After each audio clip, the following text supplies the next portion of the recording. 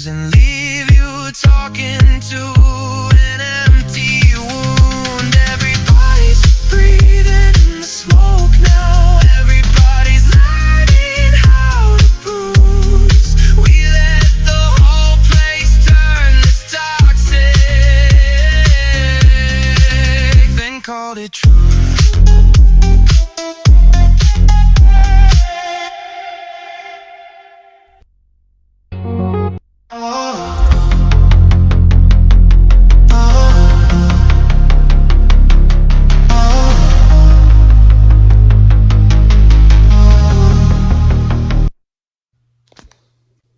Oh, good morning.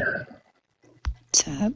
So that that dude that's running in Colorado, Mark's dude. Yeah, the Republican. He's a fucking psychopath. Have you seen videos on him? I have not seen the videos on him, but he's a He Republican. does fucking exorcisms. Oh yeah, because he killed someone when he was 7 because his dad or stepdad made him. Yeah, he works at some church or some church. So I don't know. But Fucking weird. that's funny.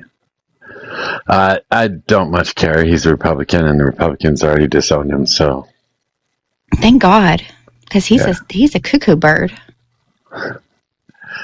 yeah, all the other candidates in that race said that they would drop out, or they would not support the Republican Party if he's the one who's chosen.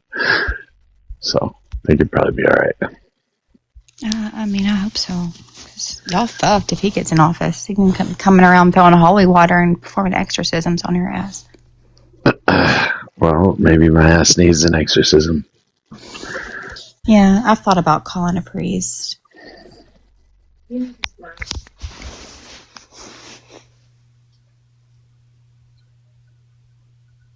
For me, not for you. Okay, sorry, what? Said I thought about calling a priest.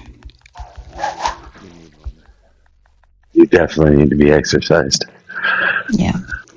Yeah, demons. You and CS Saw my house, set fire to all my clothes, and then hire a priest to come and exorcise my demons, even if I die screaming. And I hope you hear it. You hope I hear it? It's a song. It's a Taylor Swift song. Everything's a Taylor Swift song, isn't it? Yeah, pretty much. Am I roboting? Kind of. But, well, keep talking. Keep it talking. Keep talking. One of my dogs will not come inside. Said not today. Yeah, she's in the sun saying, nope, I'm bathing. Is it hot there? I don't know. It's, no, it's only 62 right now. Where is everybody? Just scare everybody away.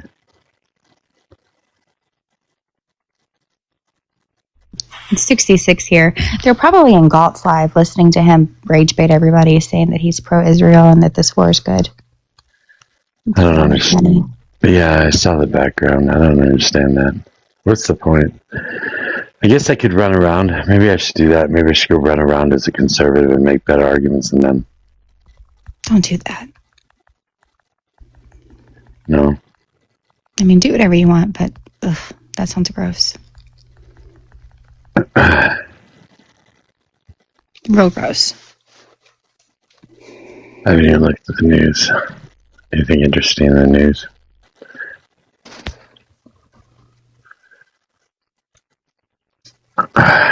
Donald Trump is thinking that we're not gonna get a deal with Iran. He says he's gonna slowly back out anyway, whatever that means. Mm-hmm.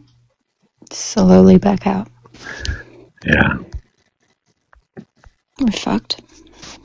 Israel's going deeper into Lebanon.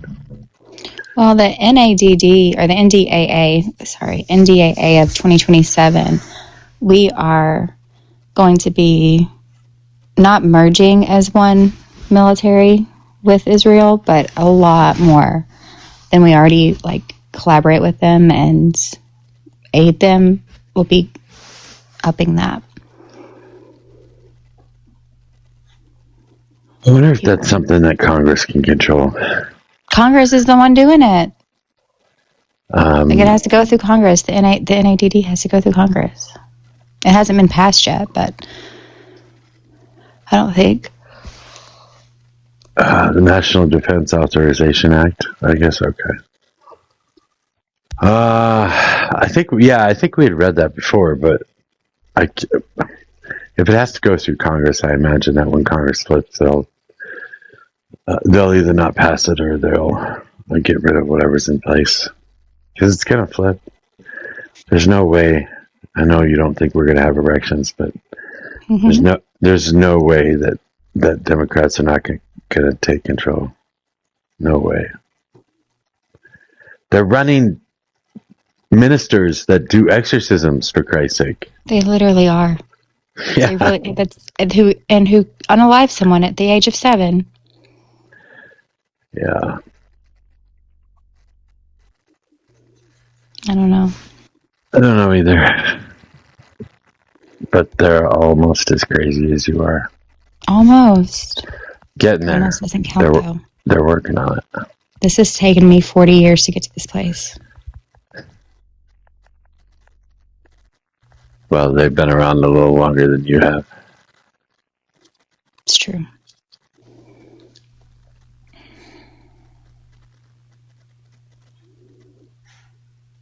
CS was just bitching about me going live, and then she's not even here.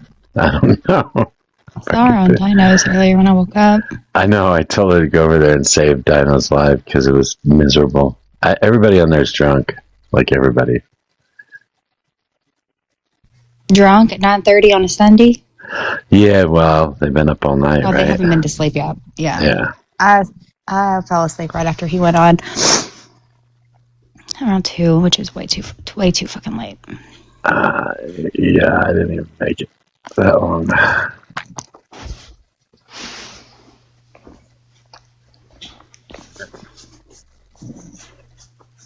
But the wedding they went to was a Mormon and didn't serve alcohol. Yeah, I heard that too. And she's still wearing the dress and bitching about it.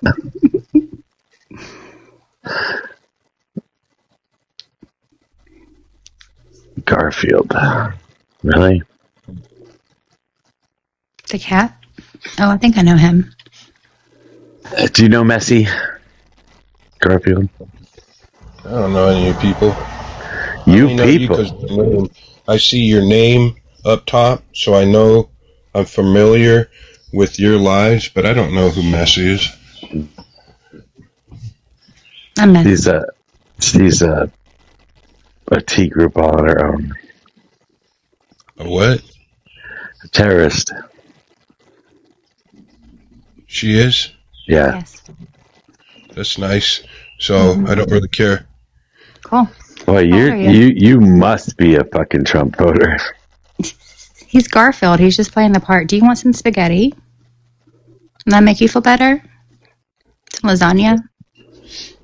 Yeah, I doubt you can fucking cook a decent lasagna. I can't cook. Fucking flex, then don't flex. If you don't know how to cook a lasagna, then I can do a Stouffer's frozen. go back to your fucking microwave fucking bullshit. I said oven, not microwave. Hey, do you vote, Garfield? I vote for myself. But yeah, I'll vote for other clowns, I guess, if people get too upset that I feel that I should be in charge of the fucking country, but whatever. I think you do a good job. I don't think so. He doesn't sound very smart. I would have quelled the uprising at Delaney Hall like in a day. That's crazy. What's going on out there? You like some authoritarianism, huh? Authoritarianism? Yeah. You don't need authoritarianism To quell a protest? To bring forth law and order. No, you could use a little anarchy.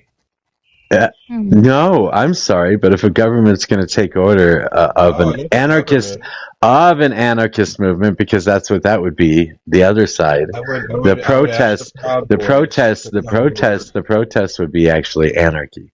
If you're going to quell it in some way, shape, or form, you are an authoritarian. No, you do it from a Democratic constituency. You vote on it? Are you saying you vote on it? Are you serious? What the fuck does democracy mean? Presupposition is the road to ignorance. I just warning you. You said democratic. That's fucking voting. What is wrong with you? The Democratic constituency is the that means that we vote. The constituency votes. No, that's the voting populace. The constituency is the voting populace. You're still Democratic even if you don't vote. That's part of democracy. That's incorrect. It is correct. You don't have. No, it is not correct. I'm sorry. If you don't take part in democracy, you're not democratic. You don't have to vote in a democracy. You can abstain. You think everybody in Congress that abstains is not democracy? Are you an alcoholic if you don't ever drink alcohol? I don't drink alcohol, you fucking retard. Oh my. Oh, you can't say that shit. What is wrong with you fucking idiot Trump supporters? Seriously, what is wrong with you? What is wrong with you in the head? Who dropped you on your head? Who dropped you? Who dropped you on your head as a child? Who dropped you on your fucking head as a child? Somebody should go beat the crap out of your mom. He challenged you to meet him at Delaney Hall, Mojo. Fucking dipshit. Anarchy. Oh man. Why can't people just be normal? Because nobody's normal. What is normal? I don't know, but I know it's not me. I feel like normal would be so boring. I don't know what it is, but I know what it isn't.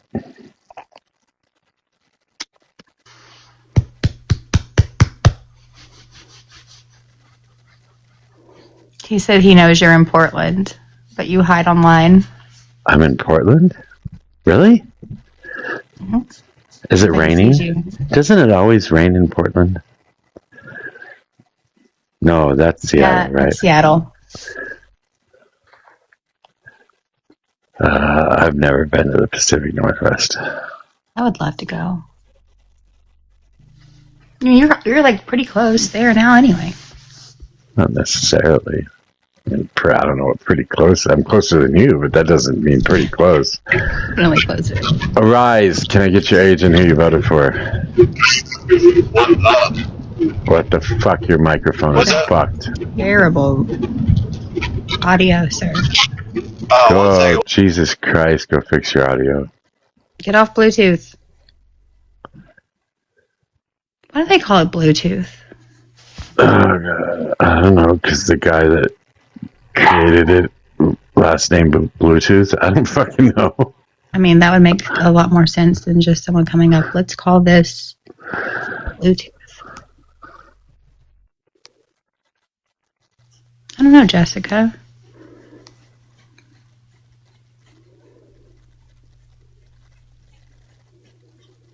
We'll try again. Did you fix your shit? Okay, can you hear me better now? That is a little better. It's a little better? Okay. Next time you can be a little bit more polite. Probably not. Goodness. You what's up? No, maybe not.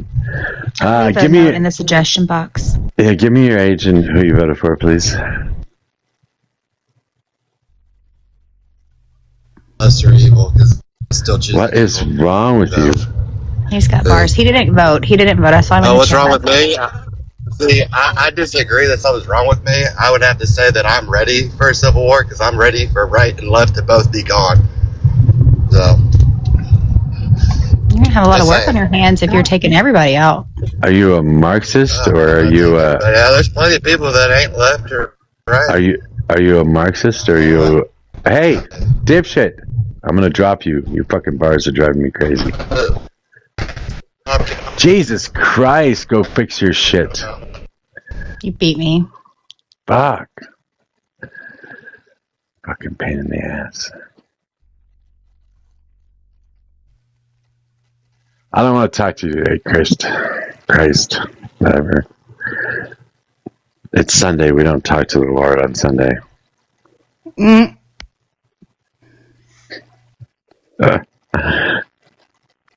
Praise be. Yeah, but when I was scrolling and I saw that Marks guy talking about when he was 7 and performed exorcisms, it was like Colorado. There was a video. Okay? There was like a TikTok of it or something. An interview that he was doing. I wasn't paying attention. I was trying to fuck with my computer. Because I remember when you mentioned him the other day, or somebody brought him up.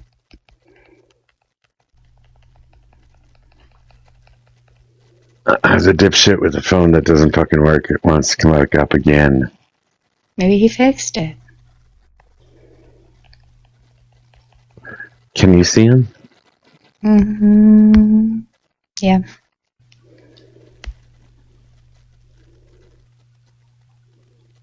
Third time's a charm? Probably not. Put me back up. Holy fuck. Nope. Yeah, you a bitch boy, and she's a dick hoe. A dick hoe. I ain't been called a dick hoe before. A dick hoe. You need to go fix your shit, man. Your fucking tech sucks ass. I don't know, I swear to God, you're like walking around with fucking rabbit ears with fucking aluminum foil wrapped around them. Civil War. Dick hoe. It won't even let me comment this. No, you can't. You can't do that. Speaking of which, you guys, I wonder how much is in here.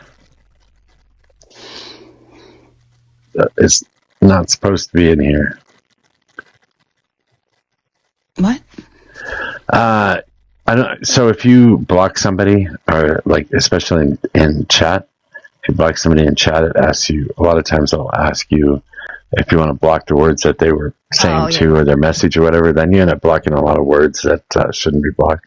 So I have to go and check it every once in a while to make sure that there aren't any strange words like "the" being blocked.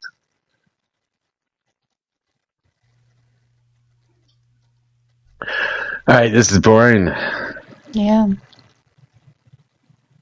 Somebody come up and yell at Messi. Come yell at this dick hoe. Is that Mojo? That's just like, isn't that just a normal hoe? I don't know. That's a new one. That's I'll pretty write that down. You're gonna write it down. Is that gonna become a new Messiism? Maybe.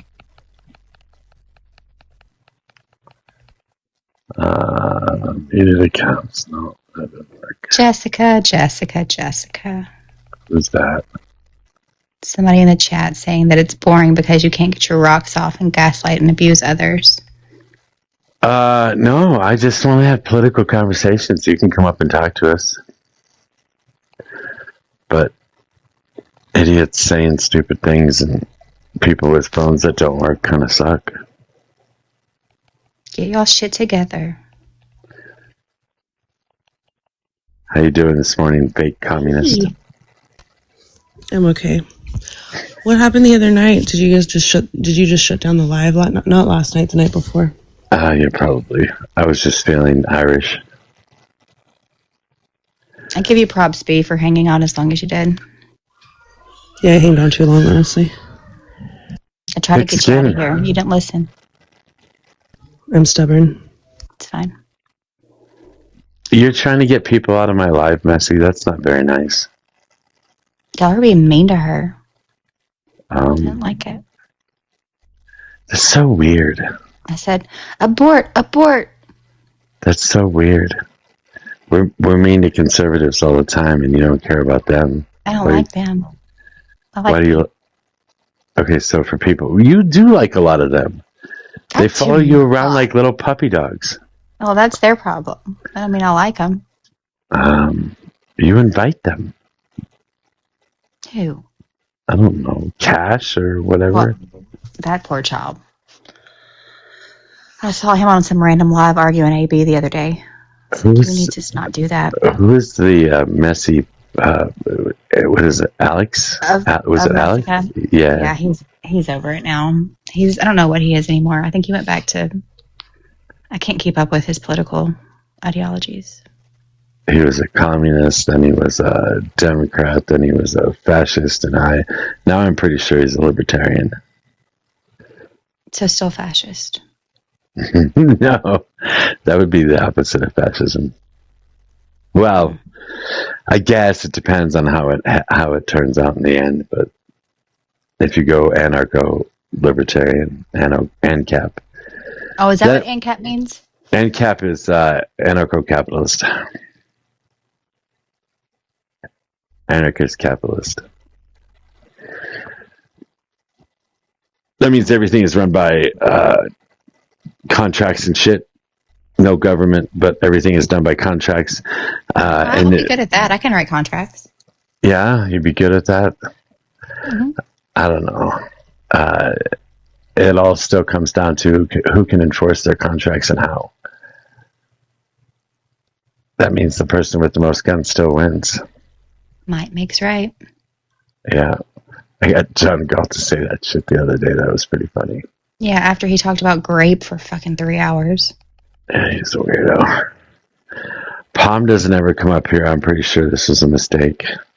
No, I think he said he wanted to come up. Really? Jessica, do you hate Trump? Like, no one up here said we hated Trump, but you seem to think that we do. Jessica.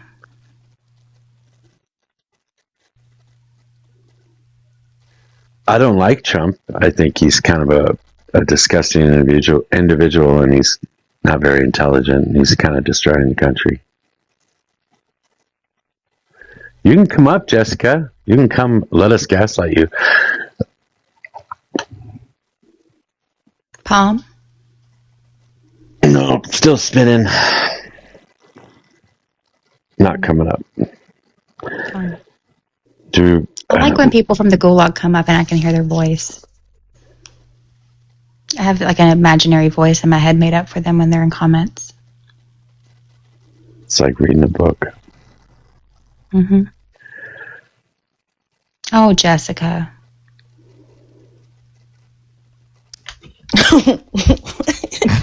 It's so wonderful. What? 30 million people across the border now. Oh, my.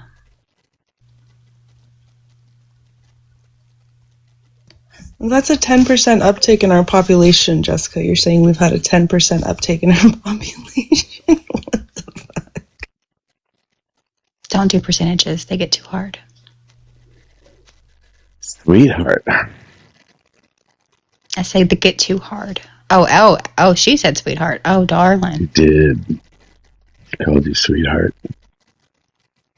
B, is California turning Reed? No, California is full of gay Marxists, as they say. I don't know why they think it would change. Gay Marxist, okay. Oh yeah, that's what they think of us. Oh, so you're in California. So then I guess it doesn't really matter who you vote for the president for. Whether you vote for President Hobby.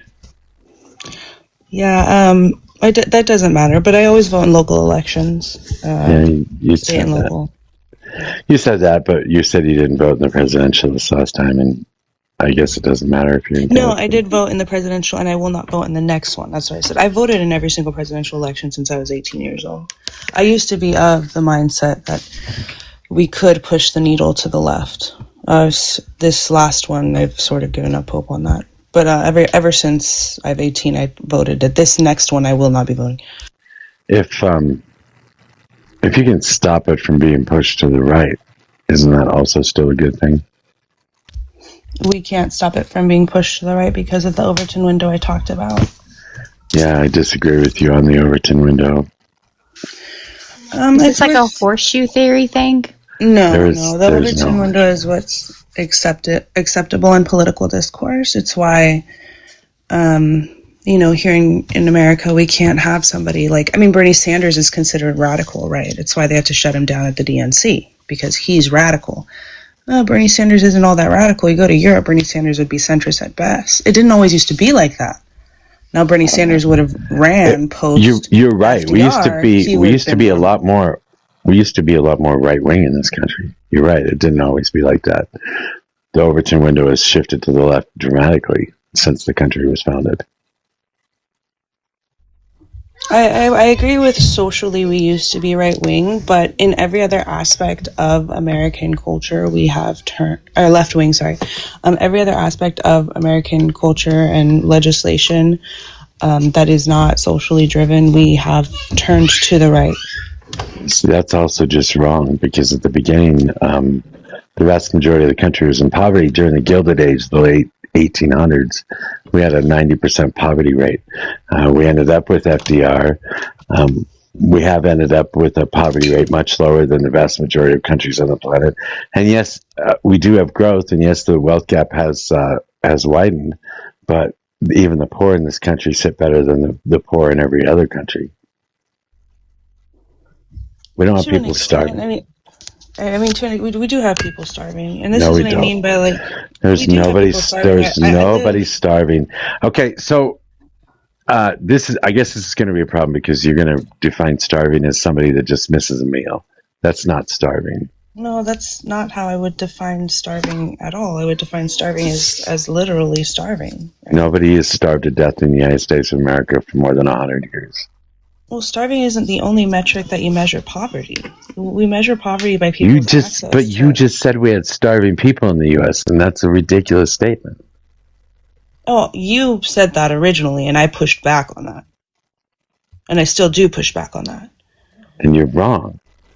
Nobody is starving in this country. I'm public-facing, Mojo. When's the last time you were public-facing? When's the last time you went out and did any form of humanitarian work and talked to the people on the streets? Yesterday. I'm every single day. Yesterday I did. With the public every single day. Me too. I don't know what the hell you're looking for. When was the last time somebody starved to death in the United States? I mean, who says you have to die in order for it to be starving? That's my point. So you're saying if somebody skips a meal, they're starving. That's a ridiculous statement. No, I'm not saying that. I'm saying people are food insecure in this country. I said starving, not food insecure. Well, Rev put in the comments, official CDC records state that 20 to 30 people die annually in the United States from starvation.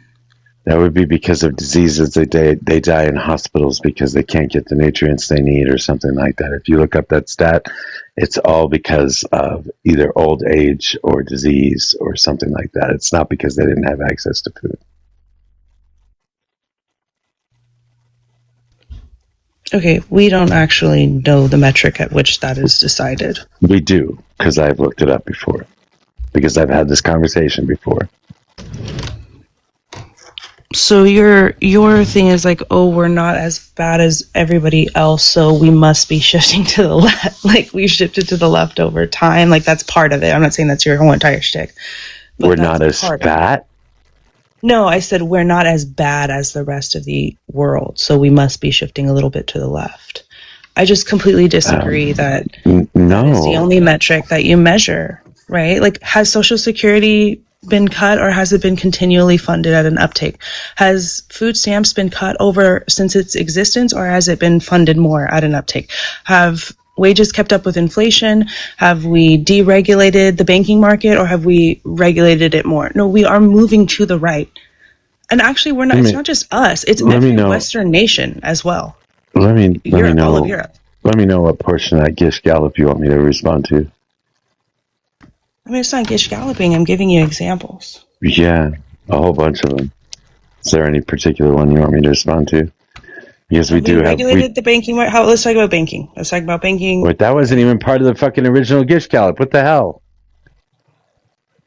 But go ahead. I'm sorry. Go ahead. Is this going to be like banking? Another like struggle sesh, or are you gonna? Like, yeah, I just don't think you know what you're talking about. Time. So has the housing market been regulated? Has, financial institutions been regulated or deregulated since the Reagan era? I would say both. There have been regulations added. There have been regulations added, and there have been regulations removed. On the whole, have we? Yeah, but we can't look at every single individual one. We would have to look at it more as a whole since the Reagan era. And it's, come on, dude, you're smart. That depends on what kind of outcome you're looking for. As a whole, I'd say there are more regulations today than there were in the 80s. When it comes As a matter to of fact, institutions, when it comes to you said you were just talking about housing. What the? Housing is a financial institution. I'm not. No, sure it's not. I mean, it's not officially a financial institution, but it's the only financial way in which Americans build wealth in this country. That is incorrect as well. How about this? The average American builds wealth. I don't even necessarily agree with that. What the?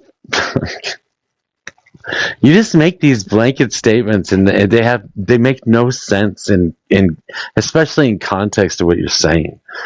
Yeah, a lot of people own homes. Yeah, a lot of people make money or store value in their homes. But I'm not going to disagree with that. But it's probably the worst way you can make money over the long period of time.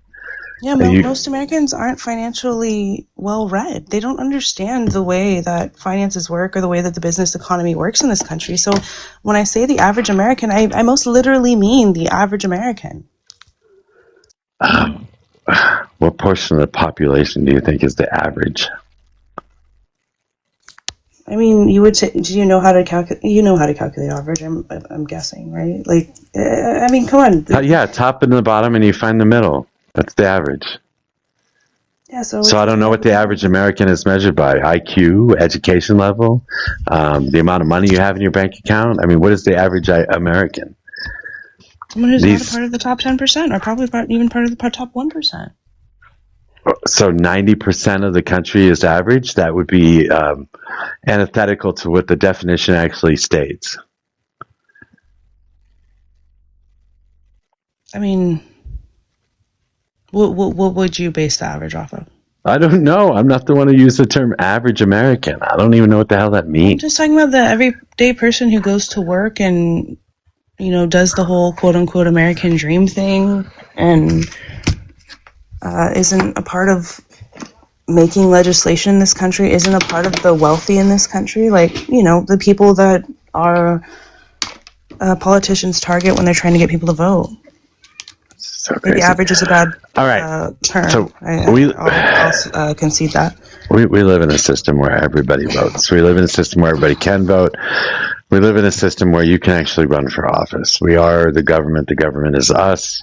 If you want to see change, then you just simply become part of the government or one of the voting populace, and then you can actually have an effect on change in this country. If you choose to sit out of that, however, you should never expect change and really don't care about change. You're okay with the status quo if you decide to sit out. That's the way I look at it. Now, as far as the average American, sure, what is it, an 8th grade reading level, some shit like that. Yeah, we could use better education in this country. I'm all for giving free K through 16 or K through 20 education. I think we ought to just up the number of grades that we'll pay for. Actually, even pre-K is good too. But, I mean, these are all things that you implement through government, not through revolution. These are all things that you implement by voting or running for office. Yeah, and I'll say again, I don't know what bubble you're living in, but people out here aren't seeing those things implemented in their favor. I have to live in a bubble. Why can't it be you that's living in a bubble? Looking out. I'm sorry, say that again. Why is it me that's living in a bubble and not you? Because I understand the financial ruin of my countrymen, and I don't think that you do, because the entire time I've been talking to you, and this includes the other day as well, you said, oh, it's just not as bad as everywhere else. We're fine. All you have to do is get involved and vote, and that'll fix everything. Yeah, well, people have been voting. People have been voting for the last 250 years in this country, and I'm sorry, it's not working for the average American. Yeah, see, 60% of people can't afford a $500 surprise medical bill. That is not working in favor of the working class. And that would generally be the same throughout history. That would be because of capitalism. No, it's gotten worse. It has not gotten worse. It has not gotten worse. As a matter of fact, as a matter of fact, it's gotten better because when the country was founded, everybody was poor. We lived in a feudalistic society. It was agrarian, for Christ's sake. We had slaves. Everything was worse when the country was first founded. The wealth gap was incredibly huge when we were first founded, and women couldn't vote, and black people couldn't vote, and we have progressed in this country over the last 250 years a shit ton. Are you familiar with who Lee Atwater is? I don't know, a serial killer. Yes, I've heard Lee Atwater. I've heard the name. He's a politician in the South, right? Okay. Wait, Lee Atwater didn't he work in automobiles or something? I don't think so. He was a politician in the South, but he said something profound, and he sort of said the quiet part out loud. Pre-1964, you could say N-word, N-word, N-word. Post-1964, you can't say that anymore. So you start saying stuff like forced busing. And when he's saying a quote like that, he's a Republican, by the way, and he understands the way this works. We're not outright these things anymore. We have just gone covert with them. We found sneakier ways to talk about them and push them into your psychology without you officially understanding that it's there. Same thing with poverty. Same thing with the way that, people are starving. Wages have not kept up with inflation. This is without a doubt, undeniably true. I don't even know why we argue this, honestly. It's insane to me. Because I think you live in a bubble. Because I think you live in a bubble. I think you I'm not even sure that you've ever left your fucking state, for Christ's sake, at this point. I don't know that you've ever seen anywhere else in this country. When I'm talking about interacting with the public on a daily basis, in one city, in one town, in one area. How many states have you been to? How many states? How many states? How many states? Yeah, how many states have you been to? I couldn't even count. You can't count. I've done There's 50 states. I'm pretty sure you can count to 50.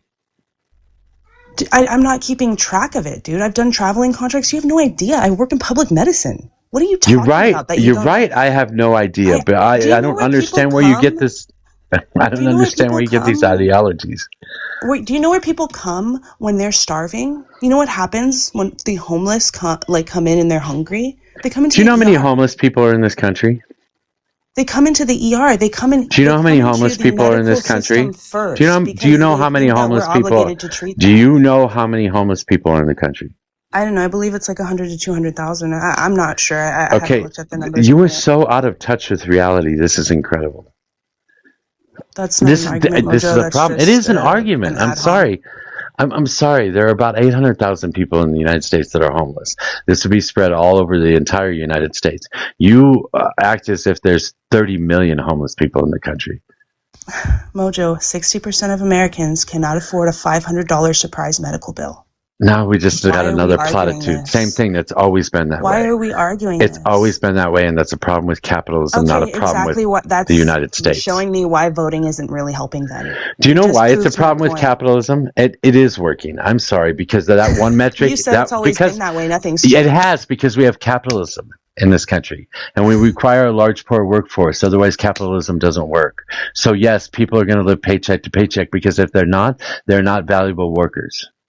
So has voting helped then? No. No, voting hasn't changed capitalism. That's fine. You just put my point for me. But we have added a hell of a lot of socialism over the years, too. And we've taken a hell of a lot of it away. Yeah, what have we taken away? Again, SNAP is constantly getting defunded. That is incorrect. Medi-Cal cuts. SNAP is still being funded, and as a matter of fact, it's being funded today. It was cut. It's being funded more today than it was in the 80s.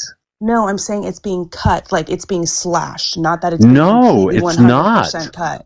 SNAP was just cut, Mojo. What are you I understand about? Donald Trump is trying to put these fucking changes in place, and they will be changed back.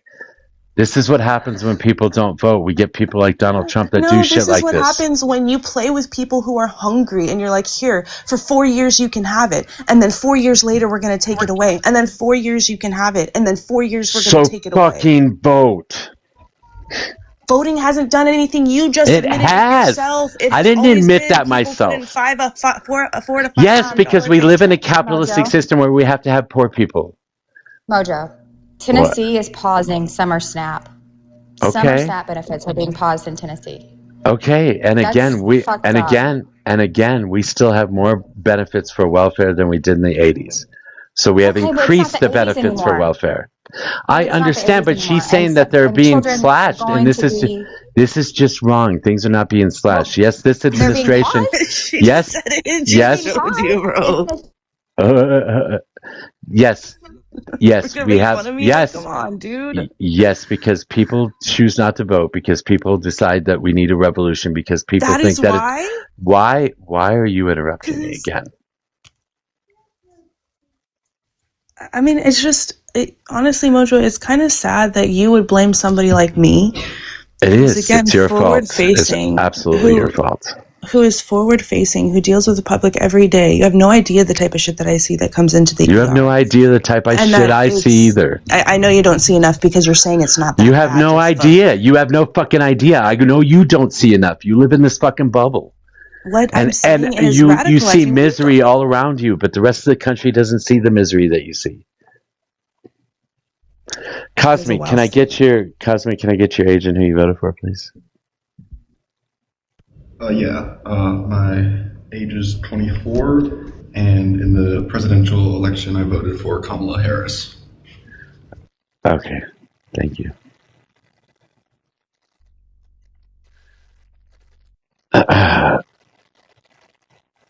I don't know. I've worked a lot in politics. I've talked to a lot of politicians. I understand how the system works from the inside and out. I've worked as a lobbyist. I've worked as a legislative aide. I have a few degrees, a couple degrees.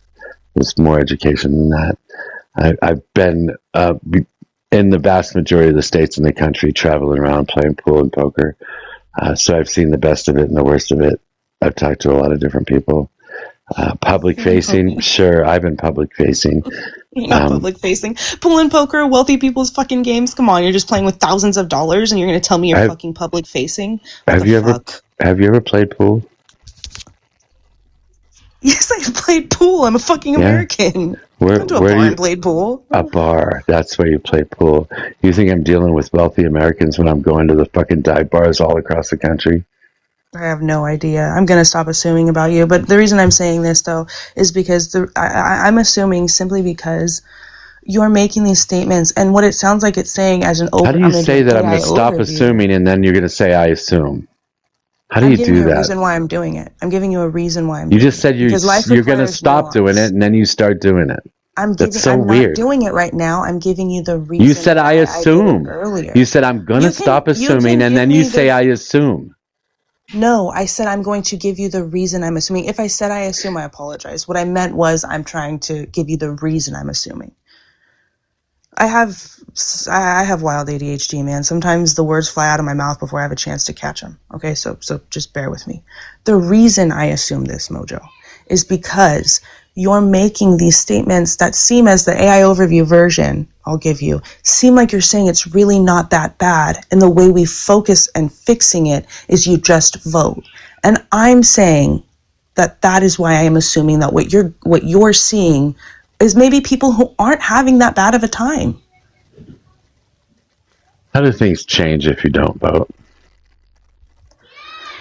I mean, things change if you don't vote because things don't change if you do vote. Because, like you just said, it's always been like this. No. That's not how things change. I'm sorry, you can't say that things change if you don't vote because things don't change if you do vote. You don't get to say that. How do things change if you don't vote? I mean, Marxists have been arguing about this. I memean, your position is actually, I would say, what Engels argued for, maybe mid. I'm asking you a pretty simple question. How do you say that we can't change things through voting? So if we don't vote, how do things change? Things change by getting rid of the way the structure of this country is run. How do you do that? How do you get rid of the structure? I'm not sure. There are, again, Mojo, which is what I was trying to say, is there are people, communists specifically, I mean, not just communists, but libertarians, people all across the board, anarchists, who argue about this exact thing. They argue about it daily. So how does that change come about? How do you get rid of it? It's fucking revolution. Just say it. You want to kill a bunch of people to change the system, and that's gross. Who said that? It's revolution. That's the only way you change without being part of the system. If you're going to be outside of the system, you want to change the system, the only way you can change, the only thing that you can do outside of the system, if you want to change the system, is to revolt against the system, and that would be a violent means.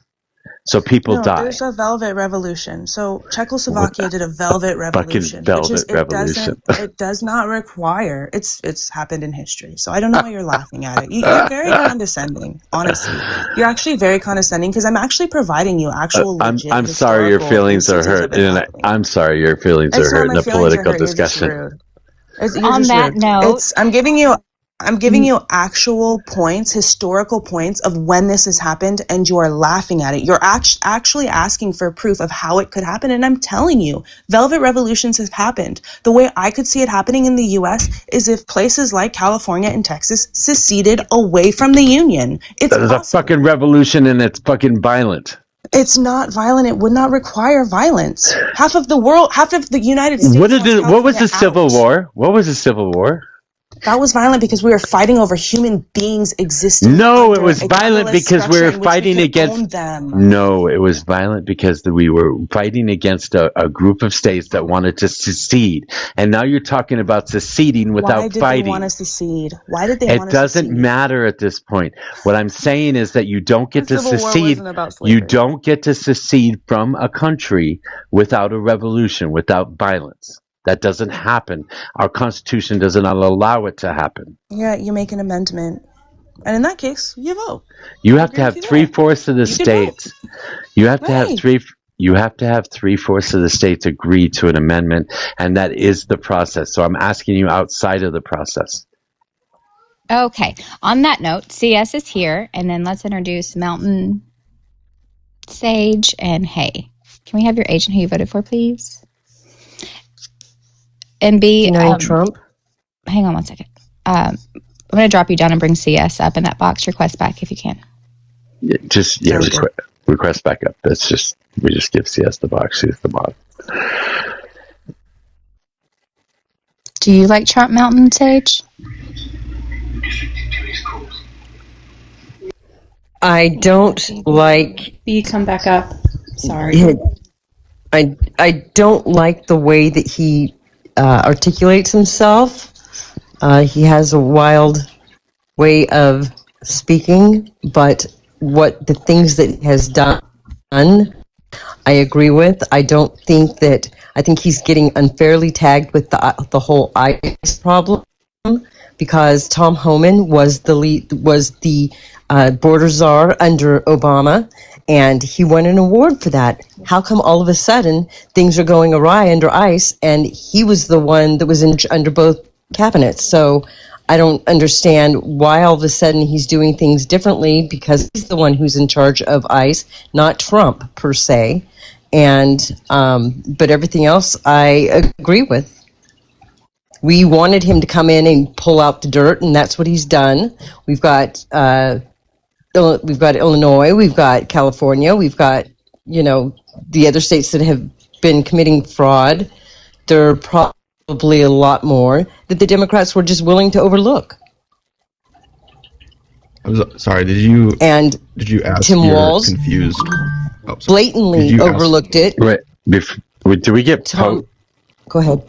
Did we get Pot? Hey, Pot, did we figure out who you voted for? No. How old you are? 35, Trump.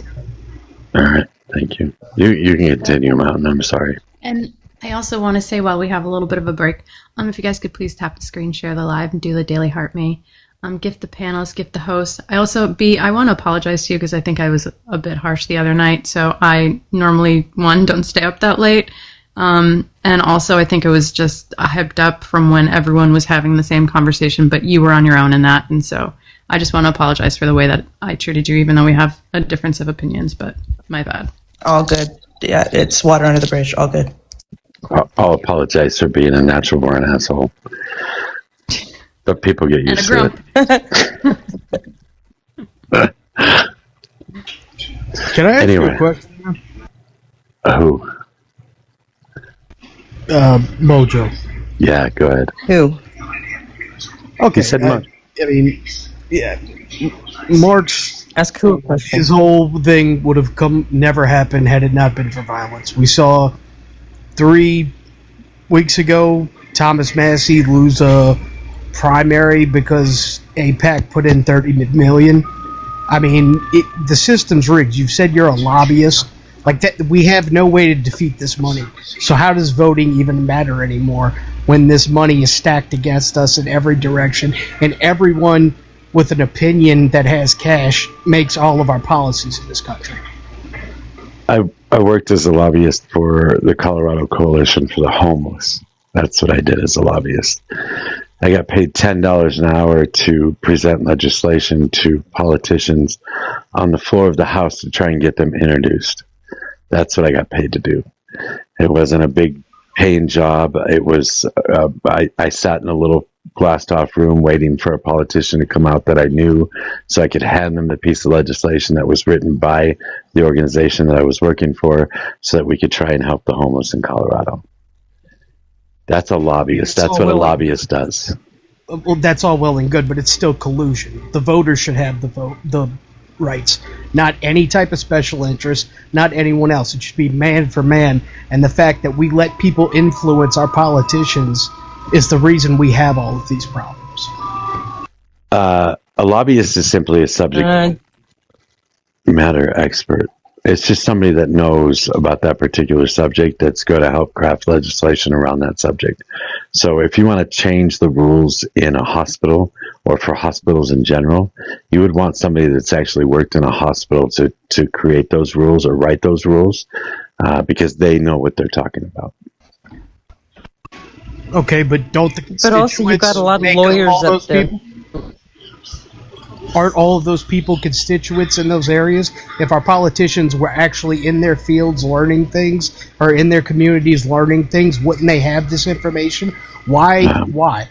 Well, because you can't expect a politician to be a heart surgeon and an expert in AI and an expert in warfare and whatever else you can imagine all at the same time. You can't expect that. Nobody can expect that.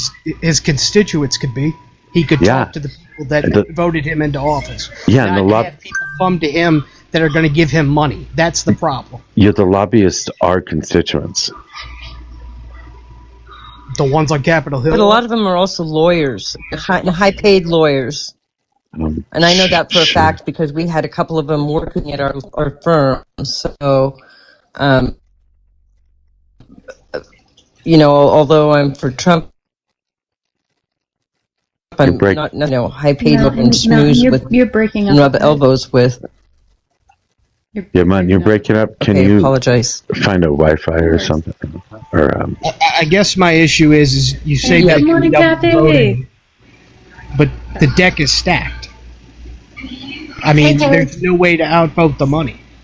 Well, I don't think lobbyists don't get paid money and they don't hand over money. They hand over legislation. They get paid money from outside organizations to hand over legislation to politicians. The politicians can choose to introduce it or not. They can vote for it or not, but they're not paid to vote for it. Yeah, that's why they all leave Congress millionaires.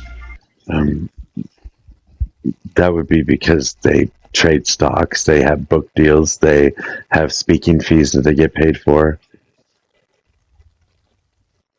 Yeah, it's never campaign funds or anything else, right? It's not. You don't get to keep campaign funds. Campaign funds are relegated to campaigns. And they never grease any palms or get any other assets from that, right? It's sure, all up and overboard. I'm sure that people break the law, and I'm sure people go to jail for breaking the law. I seem to remember a Democratic politician having gold bars and some shit like that, and getting kicked out of Congress for doing that. Charges against him, too, if I'm not mistaken. So you legitimately think voting is going to fix this country? The only way you can change a system is from within the system. The only other way to change a system is from without, and that gets very bloody very fast. Show me one communist nation that didn't get bloody. Well, I would argue that we've never really had a communist nation.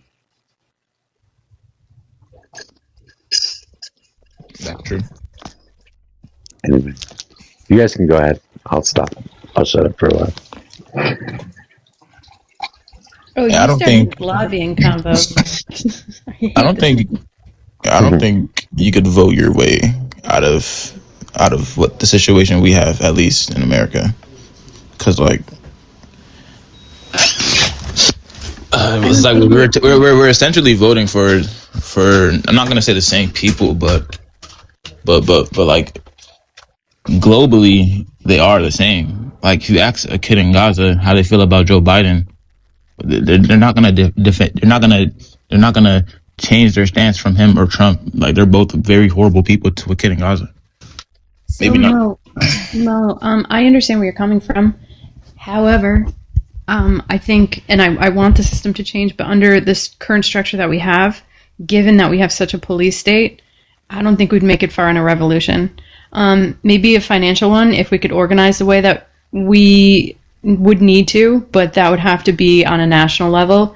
And even that, we've seen it time and time again. It happens for a day, it's a drop in the bucket, and no one really cares and moves on. So I do believe from the inside out, and I do believe in voting for Democrats because they are going to be the less violent party in all this. But Just one last thing. I'm not trying to monologue. I apologize. But yeah, I would say so. I think it was yes. The money that went to Israel under the Democrats, I think, was defensive. A lot of it was for defensive money, or that was the plan anyway. Mostly to support the Iron Dome.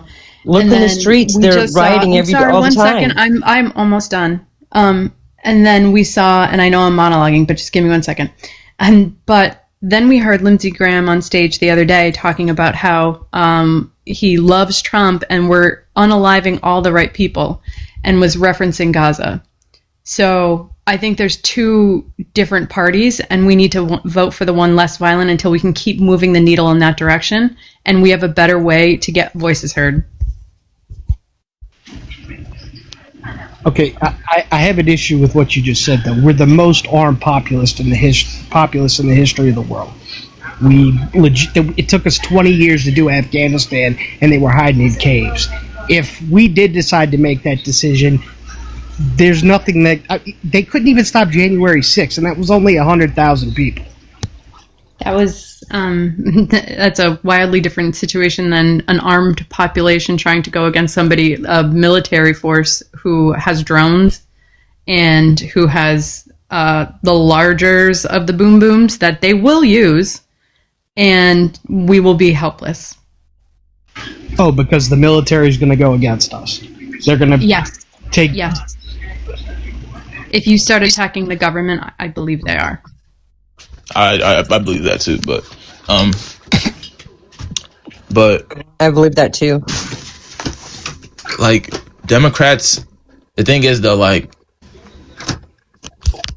they've done good stuff in America, like for people. I'm not gonna deny that, but it hasn't been to the point where the people are like people are really in have like any type of say in anything though, like in government or like anything like that.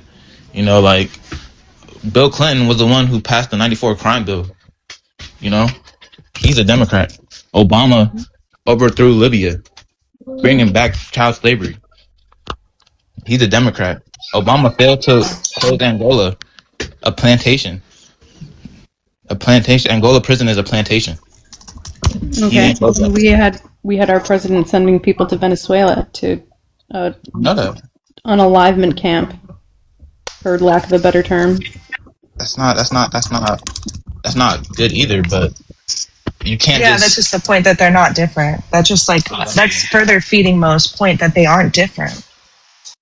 I agree with you. There's a lot of similarities, but I think that you can compare one's a tornado and the other one's a dust storm, if that. I believe, and I call myself a capitalist because I don't want to be a capitalist, but I have to be under a capitalist system. And so my part, what I do is I make sure that I can change the structure inside. So I treat people well. I make sure that everybody's getting paid fairly. That's my part that I play from the inside. I have a quick question. Are people familiar with like Rosa Luxemburg and her piece, Social Reform or Revolution? Yeah, I know Rosa Luxemburg. Yeah. I was asking CS and the host if you guys have read Rosa Luxemburg at all, or I have not. No. If you haven't, I highly recommend it. I think it's like a 7-chapter thesis, and it was like it's in the 1900s, so it is, like over 100 years old, but she brings up really interesting points about this like divide between reform or revolution. Sure. What was her stance? Her stance is basically that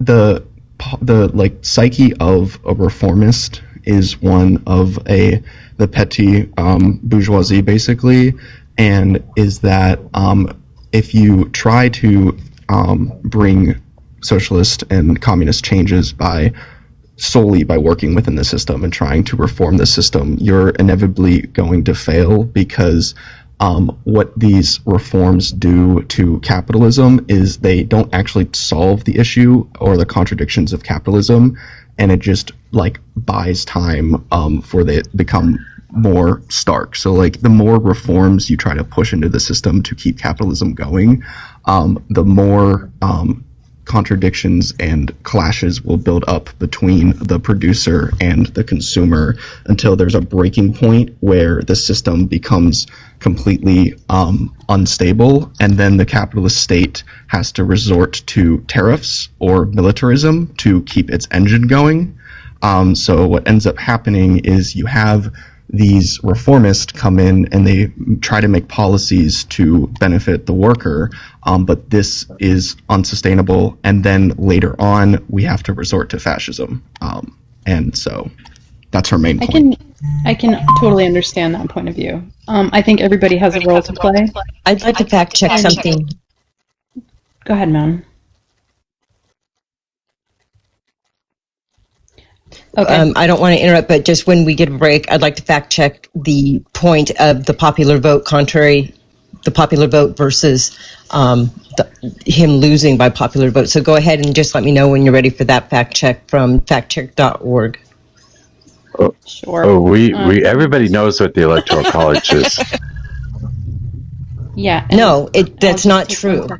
Everybody knows. Donald Trump is the first Republican presidential candidate to win the popular vote in 20 years. Social media users have wrongly claimed that Trump lost the popular vote, but they are confusing the popular vote with the majority of votes. He stole it. The unofficial result. He stole It's it. irrelevant, to be honest. It's irrelevant to the conversation. This is from factcheck.org, so anyways, go ahead. Wait, that's it? Hold on. This sounds legit. I don't even know where this came from. By the numbers, Trump won the popular vote. Yes, he did not win the overwhelming majority. He didn't have a majority vote. So more than 50% of America did not vote for him. But she's not wrong that he won the popular vote. Whether or not you believe the numbers are correct is a different conversation. But I also have a question. 76.9 million votes compared with 74.4 million for Harris. But was it Cosmic that was talking about Rosa Luxemburg? Yeah, it was. Yeah. I was just wondering, do you think that we're in that progression? Like, do you think that we're moving into a fascistic regime because we had no choice but to do so right now? I think fascism is the inevitable result of late stage capitalism. That's what I believe. So I do believe that we and most Western countries are trudging towards fascism because it's the only way that capitalism can continue to exist without falling apart.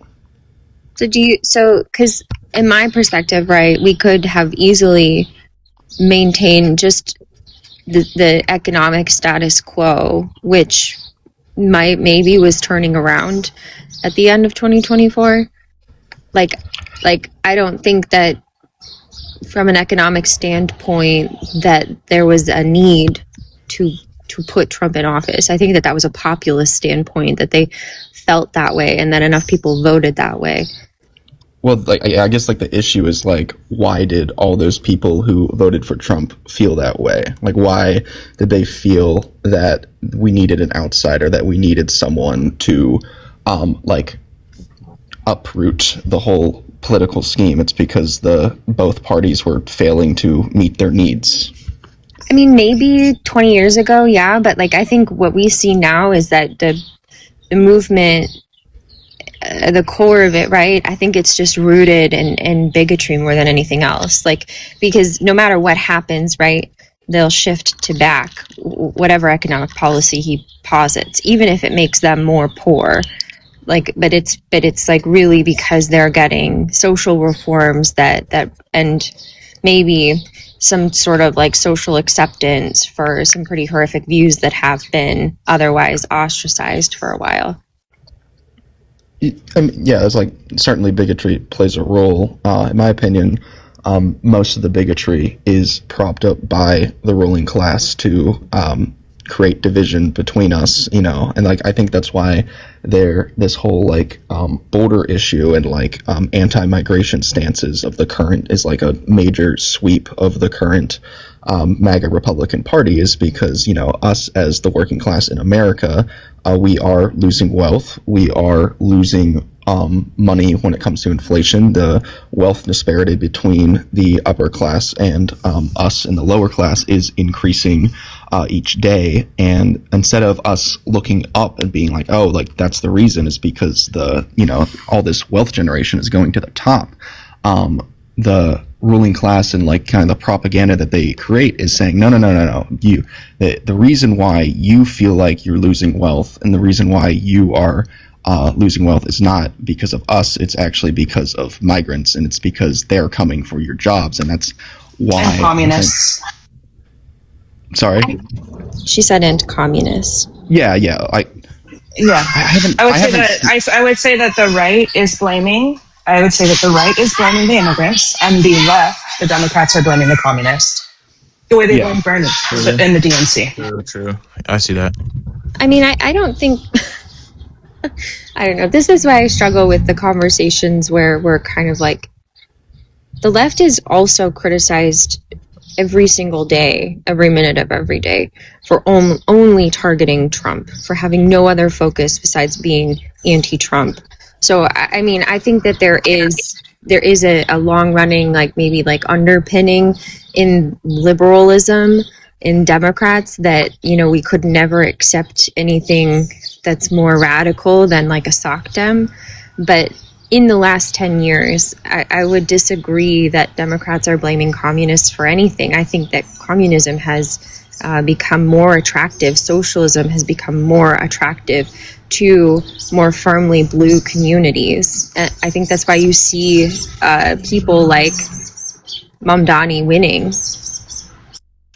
For sure, because that's what the population wants, but that's not what their DNC wants, right? This is the reason why we see them turn and shift and blame Bernie and finger wag at why, you know, Hillary lost the first Trump election, because they turned on the ultra left and they said it was your fault.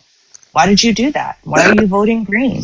That's why you have to be. Communists. They also blame the Muslims as well. With Kamala this time, they said it's your fault because of Palestine. I mean, can you imagine? You're losing your entire life. You're where you came from, and you get blamed for Trump coming into office because you didn't want to vote for someone who was also going to blow up your cousins in the Middle East. It's wild. That's why you have to be involved in the system. Because if the system is just a bunch of standard bog liberals, then nothing ever is going to change. But if we put a bunch of socialists and communists within the party, within the DNC, we start voting those people in, the system changes. The DNC changes. Do you understand though? Like, let's infiltrate B. Can I just respond to that real quick? Can I just real quick hot take? I don't actually think that Trump won. I think he lost. I think that he told everybody exactly what happened. He said during the Philadelphia primaries that Elon Musk put those computers in, and he did a great job with those computers. And then you have Ashley. Okay, no, misinformation. No misinformation. It's gonna be TOS. Yeah, we'll get taken down B. But okay, yeah. I'll drop that right there. Sorry, guys. My bad. Okay, but don't you think you've missed the boat? How are you going to seize the means of production when Elon Musk is going to put out robots and AI is going to take 60% of the jobs in 20 years? People are, I mean, material conditions matters to people, though. In my opinion, when material conditions get too, or they're already just fucking fucked. So, but AI it gets to a point where you can't ignore it. AI and automation make socialism easier. Just so you know. How? I will say that Elon Musk and Peter Thiel own everything in the country? I mean, they're literally going to put... I mean, the estimate is 30% of jobs will be gone in the next 10 years. Wait, but I want to get back to something that Mojo said. It's very dangerous to be openly communist in America. I didn't say it was his fault. But it's still dangerous to be openly communist in America. It's crazy. Yeah, I run communist backgrounds every day, Marxist backgrounds every day. I talk about Marxism every day. It's not. I'm sorry, but it's not fucking dangerous.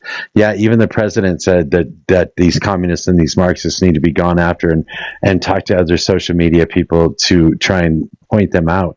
But I'm still here. The Communist Party's still here. The Socialist Workers' Party's still here. The social, I don't know, what is it that does a lot of work for the community too? The Socialist United something or another. I mean, everybody's still here. It's not dangerous to be a communist. It's not dangerous. We have Mom Donnie, who is a socialist, an outright avowed socialist. I'm sorry, it's not dangerous. He isn't a socialist, but Muslim on top of it. But Muslim on top of it, that's crazy. But anyways. That's crazy. Yeah, don't say that. Oh, wait, Mo, I have a question. You said he's not a socialist? A democratic socialist isn't a socialist. So, but do you think that he's the same as the rest of the Democrat Party? No, but... So is he progress, or is he No, I think he's progress. I think he's progress, in my opinion. Okay. I mean, he isn't a democratic socialist. He isn't a socialist, though. Yeah, okay. I mean, the thing for me that, I think that we have to do everything all at once. If you are in a communist, party or belief system or a cohort in this country, and you believe that disruptive protesting is the way that you do it, then, do it. The thing that I struggle with more than anything else is that we ever encourage people to disengage from any aspect of political advocacy, because I think that you can be doing what you want to do to disrupt things, and I can also be doing things in my community, in my area, to push a vote forward or to maintain a candidate that has a good voice in office, or to get people like Mamdani promoted and put into office. I think we should just do all of it. And if the system can't be reformed, it can't be reformed. But it doesn't mean that any of you haven't stopped working. And maybe we just prove to more people that there needs to be more radical change to the system. But on the flip side, if we can get enough people in office at all levels to push forward upending Citizens United, whatever that looks like, I mean, that's massive change that could seriously impact capital's ability to direct politics in this country. And I just want to say that, I've gotten so many arguments before with other communists about what should be the rule of electoral reform. Should we be pushing that as a front? I absolutely believe. I mean, I disagree with a lot about this, but I do believe that we should be putting people in office. We should be trying to push reforms when possible. I don't think we should fall under the wing of the Democratic Party. I don't see how going under a capitalist party is ever going to challenge capitalism. I think we do need a independent or third independent communist party that and the DSA needs to break away from the Democratic Party if it wants to be a socialist party. My issue, though, is that the powers that be in history, if you look at history time and time again, whenever there is a movement of let's fix the system from within, or let's oblige by the system to bring in these reforms, or revolution through reforms, they will use violence and they will cheat almost, and they will use whatever means that they have to go against the will of the people. So we have to be very careful about which front we attack this from. But I think we should split. Sorry. They're already using violence. I mean, we already have ICE. Like, we see that, right? And we've seen that time and time again, too. Like, I think the violence that we're seeing from ICE and CBP and detention centers, right, all that's doing is driving more radical resistance against them.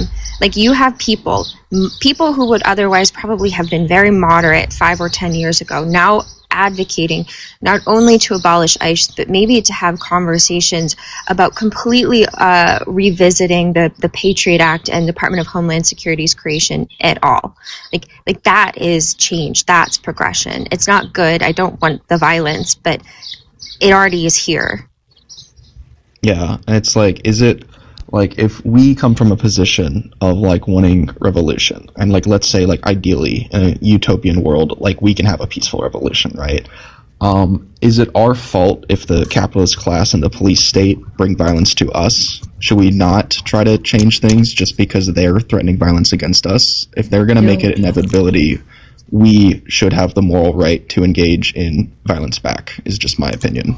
They're already doing violence against us. You're gonna lose that battle, is what I'm saying. Like, that would be silly at this point. Okay. But again, that is your part. And I'm really like kind of confused too, is like why we can't do both at the same time.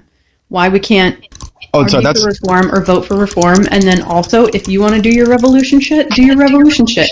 Sorry, that's what I'm advocating. I agree with that. Yeah, I 100% agree. We have to.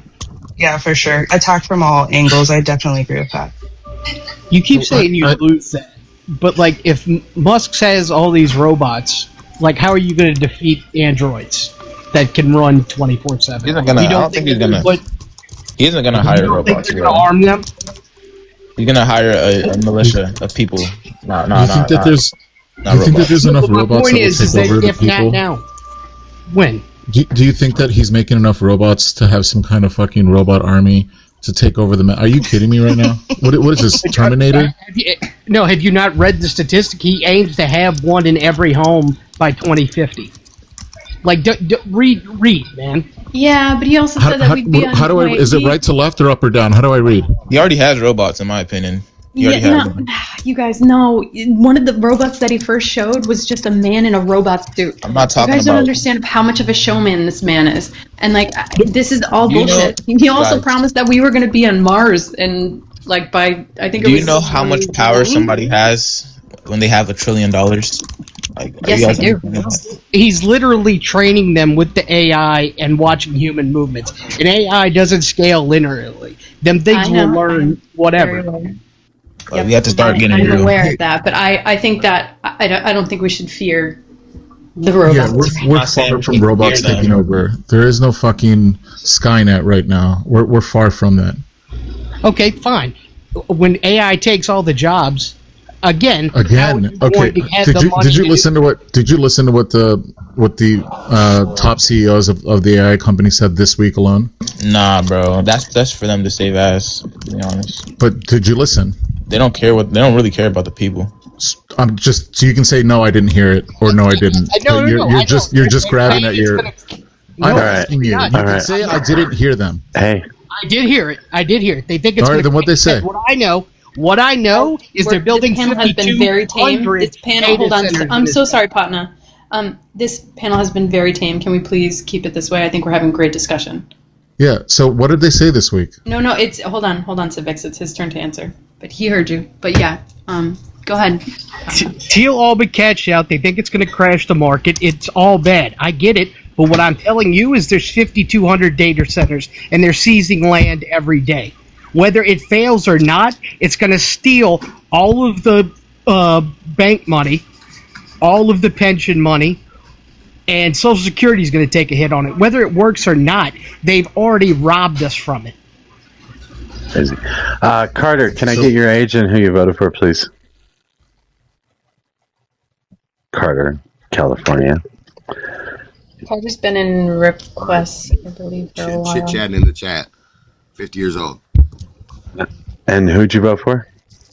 I brought myself to voting for Donald Trump this past election.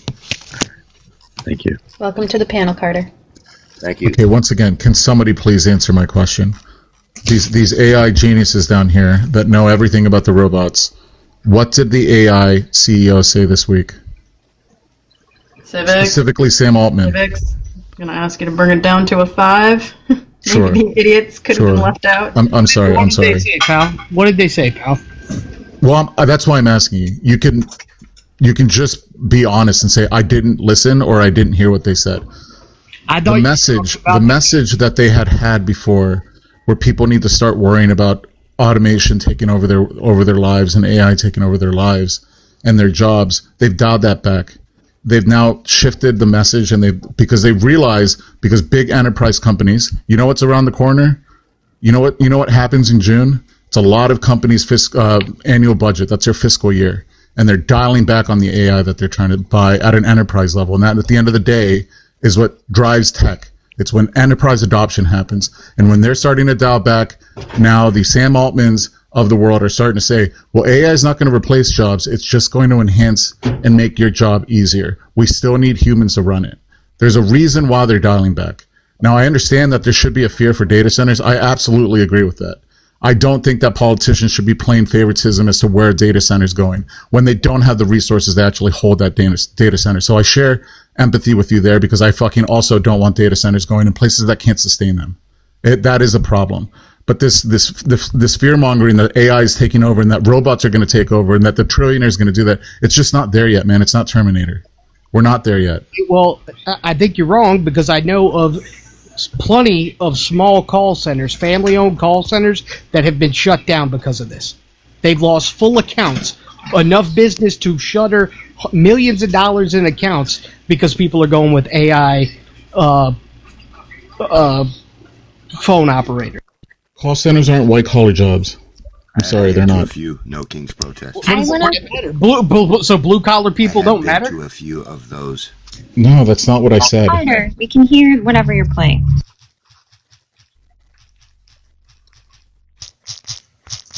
Can I pour fuel on this fire? Yeah. Yes. Yeah. Okay. I don't know what that Tinfoil noise hats is. on. Tinfoil hats on.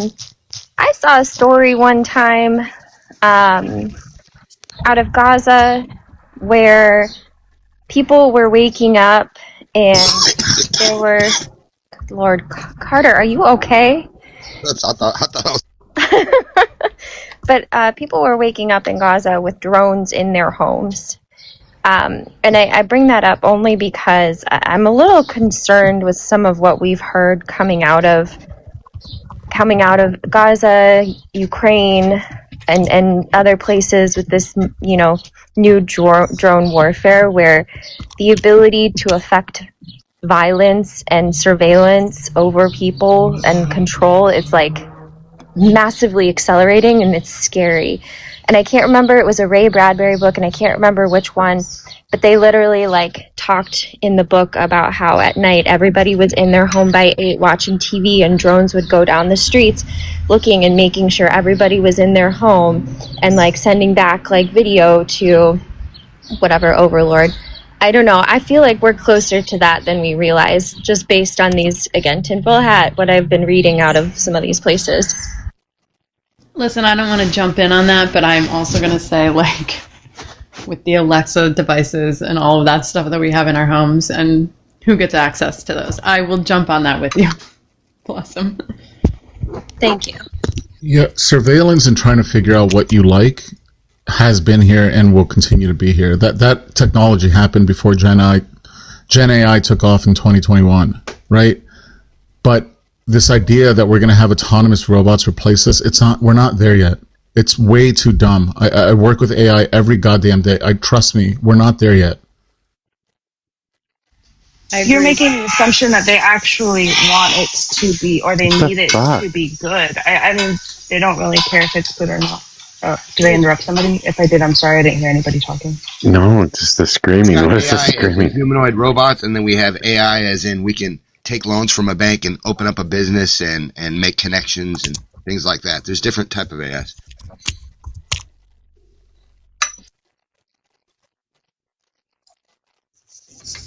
No, I was just simply saying that it doesn't have to necessarily be functional. Is what I was trying to get at. Is that they understand that it does a bad job, and they know that, and I don't think they really care whether it's functional or not in terms of like, does it make the customer happy? You don't think these leaders of our of the world are consulting with, high functioning AI for advice like we do? Oh, no, I think that they do, but like I often hear this argument of like AI can't do this job, AI will never be able to do this job, and that's under the assumption that these the billionaire class needs it to be a top functioning system that is better than humans, when I don't think that is necessarily a requirement for them, that they're going to automate regardless because it just saves them money. I mean, I guess my issue is that they have fully automated McDonald's now. I mean, you really think that it's going to be impossible to get rid of factory workers on lines with androids? I mean, that's ridiculous. Sorry, so McDonald's doesn't have people in the back making the food? I mean, Amazon already laid out. 5 locations in Texas that do not have anybody but people to stock the stuff once or twice a day. Patna, I just want to mention that I've worked in tech for 15 years now, and every year there's a new thing that's going to come out and automate, and it does, even way back then. And so yes, I know that AI runs at an exponential rate, way faster than like regular technology, but this has been a thing that's just ongoing in the tech field. Like there's a new like report server that can run your data, that can run through your database, that can pull data and automate all the reports that you need when somebody was pulling that manually. There's now people who can like use AI to write code and then input that code somewhere, run that through like an OBDC connection, and then have that just generate naturally off your own database. This has been going on for a very long time in the tech industry, and things have been automated over and over again, and like positions have been lost. It's gonna happen, but we are not there with the robots. I will agree with Civics 100%. With AI, I also wonder how the consumer is going to react to some of the AI generated content. I noticed my views changed. I understand that completely, but they convinced us all to quit having cable. I don't. We can pay twice as much for subscription services that now have commercials. We have fog cameras around. We got Palantir like Carter, are you trying AI to say has something? military contracts now and shit. Sorry, Mo, I didn't mean to interrupt you, but I don't know if Carter's trying to say something or like he's just has background noise. Okay, Mo, sorry, go ahead. I mean, we're seeing AI. Like, I think AI could do good in the right hands, but AI is doing more bad for the world, in my opinion, than is doing good. All right, this is dumb. AI is here. You're not going to change that. We have to figure out a way to deal with it. I think we probably need to nationalize it in some way, shape, or form, all together if we possibly can. But you can complain about it all you want. You can say it's scary. You can say it is whatever you think it is, but it's here. And if we don't do it, China's going to do it. And if China's going to do it and we don't do it, then China's going to take over the United States in the future sometime. This is a pointless discussion. Good, bad, doesn't matter. It's happening. You really think that China has a desire to like run the United States? I don't think it matters. Well, I'm just asking because that's what you said. You made that point. But it's gonna matter to somebody who's like getting a data center built to their house next to them. Again, it's here. Yeah, sure, we can try and figure out better places to put data centers, but we have to put data centers somewhere because we have to do this. We don't, though. We don't need them, though. They have 500 data centers. We are building 5,200 this year. So no, okay. We have 10x. Okay, so go whine to some congressman. It's still going to go through. We have to compete on a world stage, and the other countries are doing it, so we have to do it. But you don't care about where the people live, though. So if you want to talk about where a data center goes, then go complain about that. But it's going to happen. The data centers are going to be here. Okay, so how does that serve the communist need if big companies are going to own everything? I still don't. Big companies own everything right now, and that's not going to change whether we have AI or not. The only reason that I said AI is good for socialism is because AI can provide basic human needs. They can everything that we need can be provided by AI and not human labor. And if we can do things without human labor, then you have more free time to do whatever the fuck you want. How does AI farm for us? How does it farm? Are you serious? Hold on. You hook up a computer to a goddamn tractor? I mean, I don't know. Well, how do you think they farm for I know the us? answer to this, though. No, I know the answer to this. I know the answer.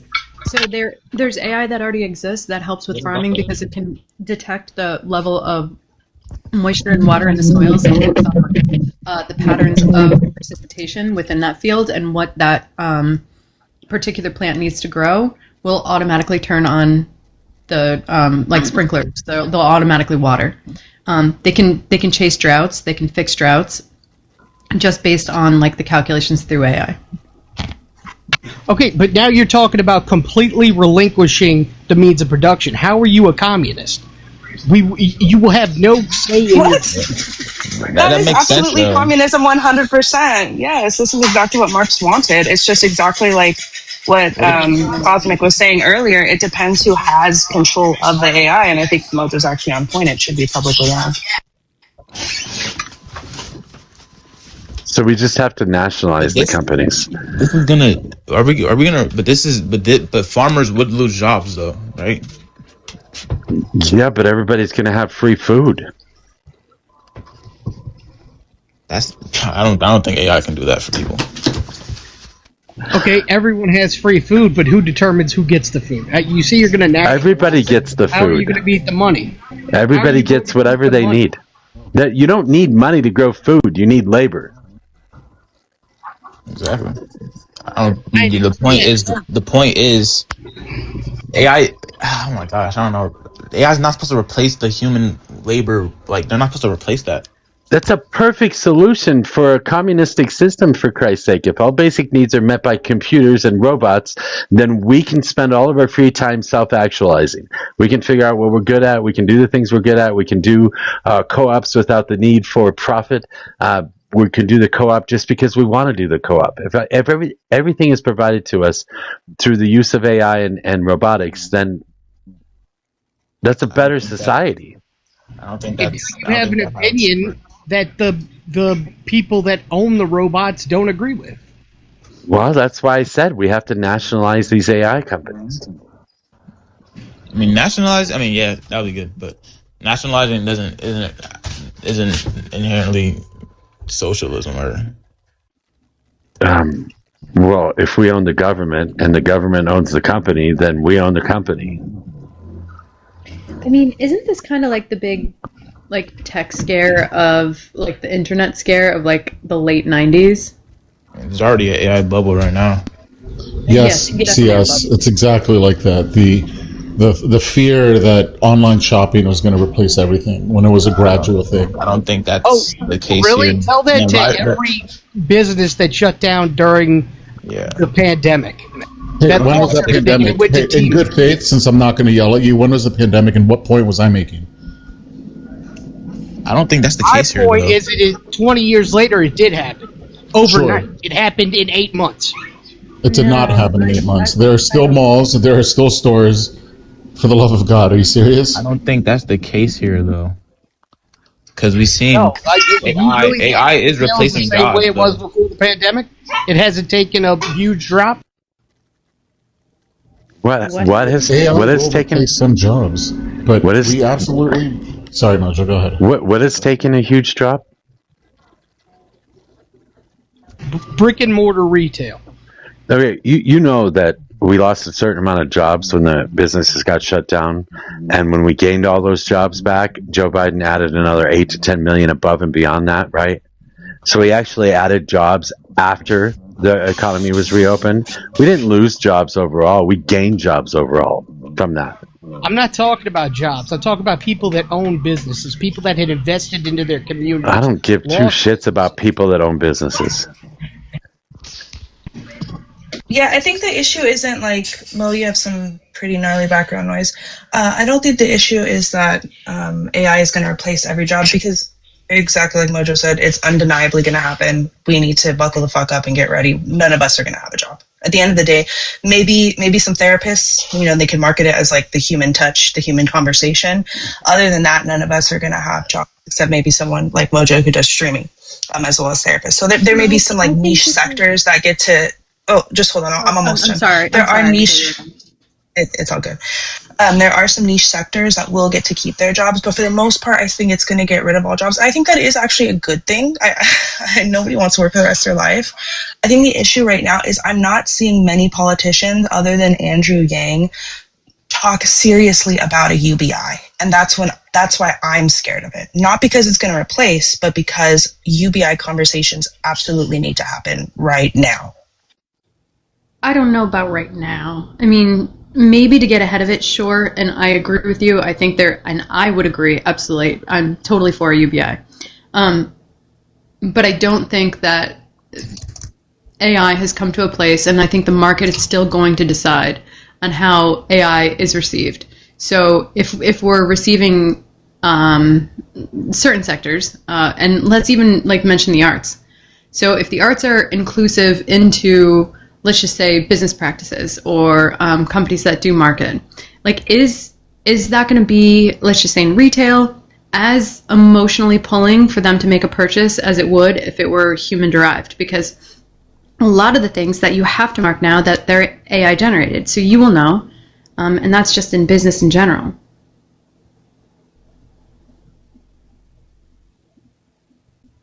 Also, I don't know. I think, quote unquote, for all the market believers out there, it will correct itself. People are already starting, like CS was saying, are starting to reject AI slop. They don't want ads. They're not landing, right? AI written slop isn't a good marketing tool. It's just people do want that human touch. Leave my backgrounds alone. That doesn't really address the AI bubble though, and how that's gonna crash the economy.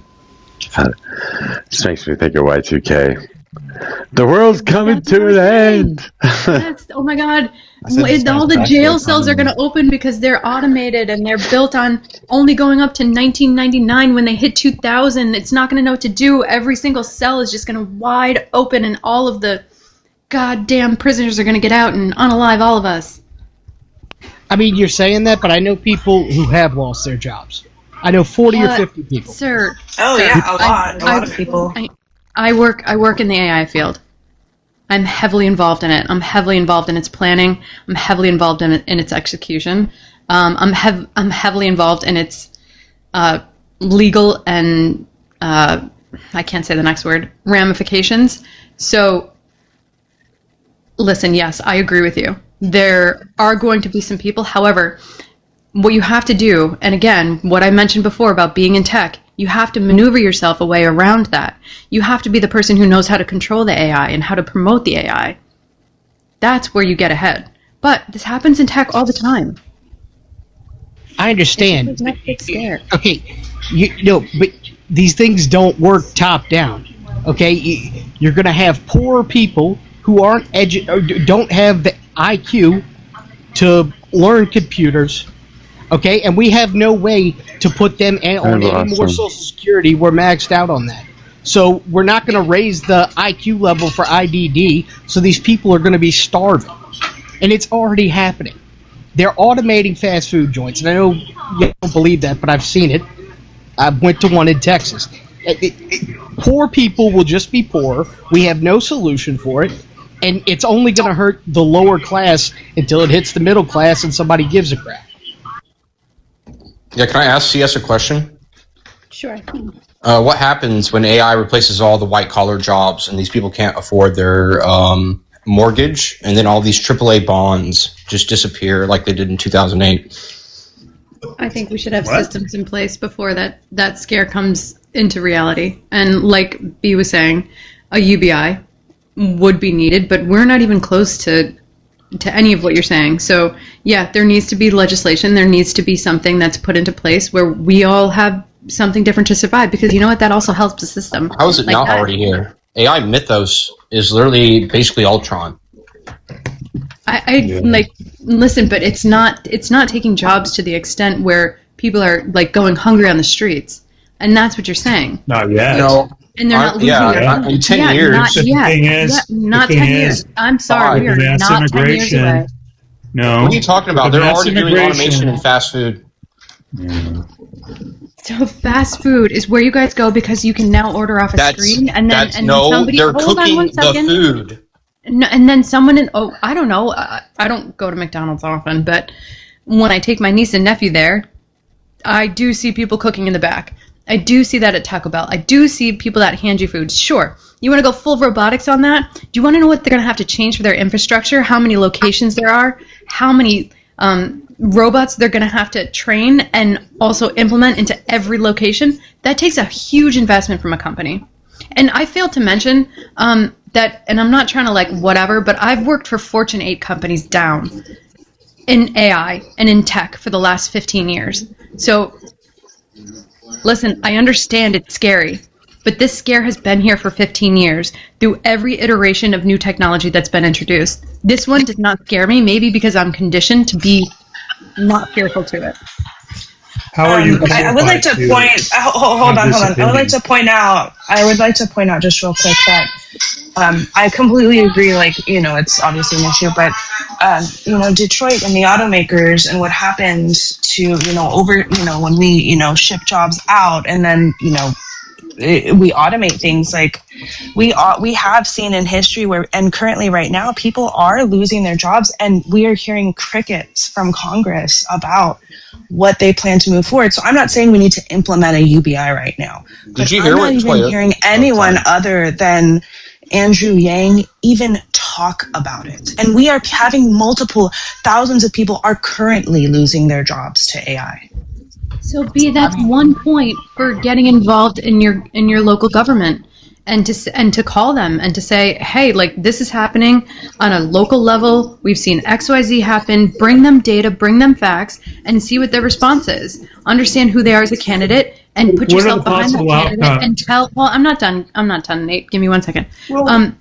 So, and then put yourself behind that candidate, and then tell all of your fucking friends, tell your internet friends, we'll get them online, we will support them, we will make sure that they're heard. Okay, well, how are you going to say that when data centers are getting built? Solution? Hold on.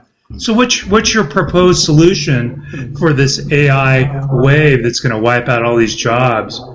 What's Congress going to do? Congress is broken. UBI. How many trillions of dollars are we in debt? So this live is like pro-communism? Like we need... Did you know? How often have you been here? Wait, you've been here a bunch. There are Nate, there are 3 people that are on the screen. Tell me the farthest one to the right. All right. Furthest. Okay. No. I get it. Yeah. All right. Who is All right. Well, I mean, the bad part is I'm debate rather dead than red, but you know.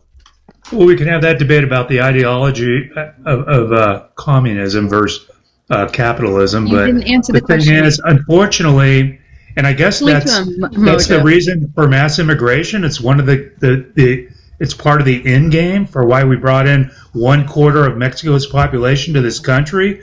We have volumes of low-skilled workers that are going to be on the sidelines.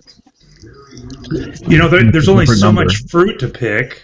I thought it was Mexico and Guatemala There's only so combined. many lawns to mow. And guess what? All those are getting replaced by machines already. Literally, the farm equipment is getting so advanced right now. Like, we're not going to need people to pick crops. I just always find people on the right so scared of things, so scared of change. We're not scared. I'm not scared of it. Yes, you are. Yes, you are. You guys, and I'm not going to pivot to this. Whoa, Nate, stop. Both of you guys are going to stop. Nate, I know you know this panel, and I know you understand that we go one at a time on this panel. Christian, one person at a time, stop yelling over people, wait for somebody else to finish their statement. Thank you. All right, so I'll finish my statement here if CS lets me talk. But the thing is there's never going to be a transformation away from capitalism, and maybe it'll slide along the chasm or spectrum of possibilities, or in regard to the mix of capitalism versus communism. But the problem is, the overarching problem in our country, if you want to make it a going concern, is the $39 trillion debt. And so I'm going to circle back to the big divide. You guys are on the left, but the big divide is immigration. And I don't see one good thing about mass immigration for this country. What does this have to do with AI? What the fuck? That was I just told you what it has to do. I don't want to take the racism bait, so I want to go back. Dude, you already said your piece. Nate, you already said your piece. I don't want to talk about it. No, it has to do with large. Okay, I'll finish. Nate, we try not to mute, but you gotta have some self-control. One more sentence. Okay, so it's the volumes of low-skilled workers that are going to be out of luck, and the government's going to need to subsidize their existence. That's happened forever. That's part of capitalism. Welcome to capitalism, it's sir. $39 trillion in debt. Welcome to capitalism, sir. Okay, there wasn't. Jesus Christ, Nate, stop. Nate, stop. Well, nobody was talking. I was about to. So is B. Jesus Christ. Anyway, your numbers are way off. We're not talking about immigration here. Secondly, to bring it back to the AI thing, there are white-collar jobs that will be lost, yes. There is also, which is why many of us on the left have always been advocating for access to education and access to affordable education and an investment from federal and state governments in education, because re-education needs to happen.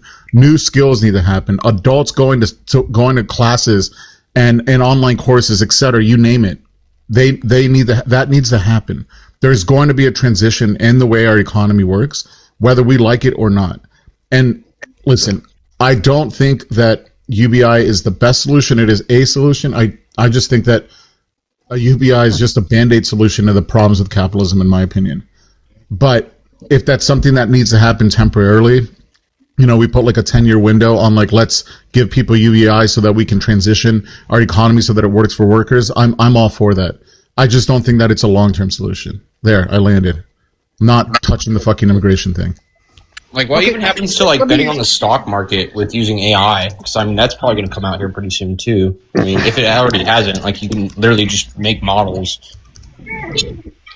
No, You're talking about this definitely re-education happening. That's been happening for years and years and years. You can absolutely trade through AI on the stock when you have market. that, it's been happening for years. When you have that, you have AI mythos. And that's not necessarily AI. That's not necessarily AI. You guys. I'd say. Hey. God, there's four people talking at the same time. I have no idea about. Shut up, Nate. Maybe you missed it. But I have a lot of experience in this field, so. How are you qualified? Let's hear it. I don't have to give you my qualifications. We'll just give a quick elevator pitch. Not to you. It doesn't matter. We will have our back and forth, and I will show you where my experience lies. I already said this on this panel. If you want to go watch it back on YouTube, I don't give a shit. But you don't demand of me that I tell you something. Okay, so fair go enough. ahead. Have your argument. Fair enough. Yeah. Hey, Nate. What does LLM stand for? LOM? Yeah. Least opportunity. Absolutely fucking killed it. I'm surprised you knew that. You don't know. You're out of your league here, Nate. You don't know what you're talking about. Stop. I don't know what you're right. I don't know what I'm talking about. I'm not pretending like I do. Don't question what CS knows. I'm not pretending like I do. What? Can we talk about the upskilling and the more education thing? There's a cap on human IQ, right? Of course. You need a degree to have a white-collar job in this country. In the 70s, you just need a high school diploma. Okay? People are not going to get smarter than they are now. The average IQ in America is, 100? You seem to think that we're going to be able to keep up, and there's all these people are going to be able to work on these computers and all this. UBI is the only option because we don't have that many intelligent people, and they're all going to starve. Okay, so I have a question for you. So when Trump implements policy that caps higher education loans at a certain rate, that is very new to the education loaning industry. I mean, how do you feel about that? Are we allowing them to? Are we increasing H-1B visas and trying to bring foreign labor over here because we know that we can pay them at a 60% rate than we do their counterparts, their American counterparts? Or I think the secret thing that no one here ever fucking talks about or no one knows about is offshoring practices to U.S. companies. This is what you guys are missing. You're talking about this big AI scare that's going to take your jobs. You're missing what's right in front of your fucking nose. Are you? What is it? No, I know that completely. We might as well just talk about fucking immigration at this point. CS, No. didn't go off topic. No. It's offshoring practices. No, it is companies that are based in the U.S. that trade and take money from U.S. U.S. company to U.S. company, but they use offshore labor and pay them pennies on the dollar. Yeah, this is a conversation that's going on forever and not part of this conversation. So, did you want to change the subject? No, but they're missing it. I mean, they're so scared about their jobs. You should be scared about offshoring before you should be scared. I don't think AI. we should ever be scared about offshoring. The CEO of Toyota go over to What the Chinese. fuck, Mojo? What? Are you serious? Or not, it's already happened. Yeah, if we're going to utilize capitalism, utilize it to the best way possible. If we're going to have it, then make sure that the people that can produce the things the cheapest are the people that are producing those things. Yes, offshore. So they're doing it in... It's already happened, yes. Yes, that's what I'm telling you. So be scared of that because it's happening on a higher level than you believe that it is. And so now you're scared that robots are going to making it sound like I'm scared of something that's going to happen. I mean, all of it's getting automated anyway. We're well into it. We're well into it. Civics could probably take my job tomorrow. That's one of the reasons for tariffs. I feel like this is a little bit gaslighting. Like, AI is taking jobs. It's happening right now. But you guys, Literally, Toyota's CEO went over to China and said we couldn't compete. We can't compete. Everything's so automated with AI, they literally can't compete. So they crapped their whole thinking basically and brought back their whole human department of actual people because they're like, that's the only way we can fucking win this battle is if we do be completely different because these people are producing trucks for fucking $5,000. Yeah, we should be doing that. We should be lowering the price of products, and we should be paying less for money for products, which means we have to garner less labor to get those things, and eventually those things become free. That's a fucking wonderful society to live in. I don't know why. Again, I don't know why everybody's bitching about this. And as of right now. Hey, watch your tone, bro. As of right now, we're losing about 16,000 jobs per month to AI. So 160,000 jobs per year out of an economy that has 170 million jobs in it. So I don't know. I suspect there's a finishing point at that too because they can't replace every job. But either way, those robots are going to have to be fixed. The things are going to have to be upgraded. I'm good with nationalizing all this stuff. I think we should. I think that people should own it rather than corporations. But it's just, this is, I guess maybe you guys missed this. This is happening, whether you like it or not. We just have to figure out how to deal with it. It's been happening. You guys are just fucking catching on, and this is the problem. This has been happening. I remember way back 2000. It was 2016.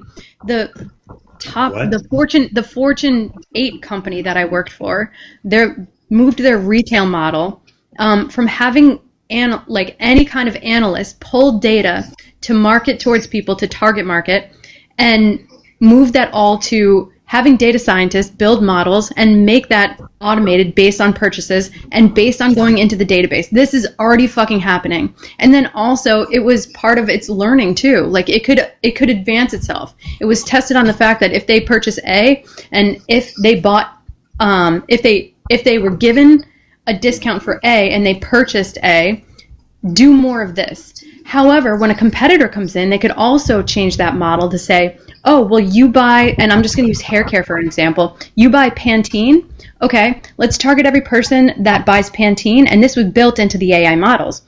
Let's target them to buy, I don't know what the next brand would be, like Suave or something like that. So listen, so I was with the data scientists while they developed these models because I was one of the analysts that was creating and pulling that shit from the database hand by hand. I totally understand. But what I'm telling you is you don't have to be that afraid. You have to just pivot into what the next thing is going to be. The thing is, I'm not afraid. The next thing? Hold on, there will be a moment. There will be a moment. There will be a moment where there will be no pivot. Oh yeah, we're gonna have Palantir be our government. Good. We're gonna decide all the have things. Programs in place.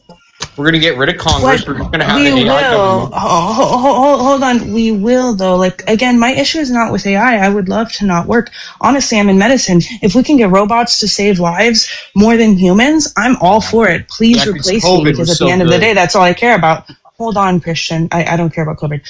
And so I do care about life, so I would want it to take over, because I do think it would actually do a better job than humans, less margin of error. That isn't the issue. That's not what we're afraid of. We're afraid that there is no plan in place to sustain people. So I agree with you, B. So what would it look like for us to get a plan in place? And hold on, that was a question, I understand, but let me just finish my statement here. And I think that's electing the right people into office who are going to supplement what we need in order to get to a place where we're No, not the federal government. Not the federal government. You know, every time the federal government gets their hands into something. I didn't know this was your day to interrupt me. She didn't even finish. Let her finish. God, I'm good there. I'm good there. But that was a response to me. So my point is, that's fine, but these things have to come from our community. Nate, you're so rude, dude. What the hell is wrong with you? Community or our church or our network. No, let's just talk over him. Let's just talk over him. See how he likes it. Well, Nate's Nate's not the brightest bulb, you guys. Nate's not the brightest bulb. He's a little slow. You gotta take your time with him. You gotta massage around him. You said about the amount of jobs, $16,000 a month going away. That's if we can quantify that kind of stuff. The fact is, from the consumer standpoint, if people are relying on AI for, troubleshooting their car or figuring out their health ailment or their pets, why the pet is throwing up, those are going to reduce the amount of trips to those service type of companies, and therefore they're going to end up downsizing, and so it's just going to be a contraction of the economy in general. So that will cause a problem economically, I believe. Yeah. Okay, but show me one AI company that isn't a capitalist. You say you're going to nationalize them. You're about to have a trillionaire. You don't think he can buy every election? That's Show me one AI person that isn't a criminal in some way. What are you talking about? So we should stop and set some regulations into I would say the fluff merger and acquisition of people being able to buy their own companies with the stock of another. Like there should be some regulation around that. I'll agree there. The only reason that he's a trillionaire is because we're allowing him to become one. Correct. I mean, that's literally all of California's economy is 5 tech companies? And also, I would not at all. If we look at yes, it is. They're literally number 4 in the world. They're not our entire And it's all economy. because It's of a tech very companies. diverse. It was that before Silicon Valley came. It's a very diverse field. It produces much of the United States produce. I mean, that's one thing. I know, We but have the NASA, tech we have companies there are Hollywood. valued way beyond. I have a question for any of the Republicans on the panel. Do we want to compete with China? Fuck China. I don't really care what China's doing. This is America. Okay, so if you don't care, I will tell you that their ports are automated. With the longshoremen and when their strike happened, they wanted a 10-year ban on any AI entering the system. I don't think they got that deal once it was cut. I think maybe it was something a little bit different, but this is what's happening, and this is what happens when people unite, when people vote, when they put the right people into office, you get the result that you want. So if you're so terrified of that shit, then vote fucking for the person that's getting a little redundant. I think it's funny you say that when literally data centers are getting built where towns literally refuse them to get built, and they're building them anyway. How did that address the fact that China has AI on their porch. Because you say vote for these people, but then when I see a data center getting built, even the town system doesn't even want it. The whole town doesn't want it, and it gets built anyway because they basically these tech billionaires Okay, hold say, on. "Fuck you! Hold I'm on, going to build hold this on. whether I want to." Chill out. CSB Well, I got think CS asked a Hey, question. shut up. Hold on, Nate. Nate, the host is talking. Hold on. B got a violation. I dropped her. I dropped her at 28. I dropped her at 28. It would be a 10-minute violation. So if I'm not paying attention 10 minutes from now, she can come back up then. All right, I will watch out for that. B, if you're in the chat, if you could at 12:40 EST, request up. If not, I'll keep an eye on the clock and I'll invite you back up to the panel. And sorry about that, man. AI's run rampant. What's that guy from Shark Tank that's literally building a data center? Kevin O'Leary. Yeah, he said that spending $28 on lunch is crazy. That you should be investing that money. Like this guy's in touch with reality. No, he said don't buy lunch for $28. That's interesting. Well, because I'm Christian, sorry, I did would you be vote more- for Trump? Did you Oh, vote for fuck Trump? no. Okay, good. Who did you vote for? I'll tell you why I voted for Trump. I voted for Trump because RFK was in his corner. If RFK would have been your nominee, I would have went with him. He's the only person in the That's what I political voted scene for. right now who has fought Monsanto. He's actually doing things to stop these chemicals from being put in our body, but nobody wants a renegade. Well, I mean, the guy is kind of crazy. I mean, he did want a whole Agreed. list for autism. Like, are you hiding autism under the floorboards? That's under the heading of corporations are our government, and the Well, I mean, they pharmaceutical are. corporations won't allow these type of policies or ideas to be implemented. And whoever said they didn't want a job, literally look at COVID. Literally look at COVID and how we were all jobless. And how did that turn out? Hold on, that's actually not true though, Nate. Because I would argue like our first reform with trying to fix food. There was a lot of Fox News going on saying Michelle Obama wants to take your 4th of July away. No more hot dogs and hamburgers. Hamburgers are going to be off the shelves. They did this big scare, and then now they pivoted because RFK is here. And listen, I am the first person.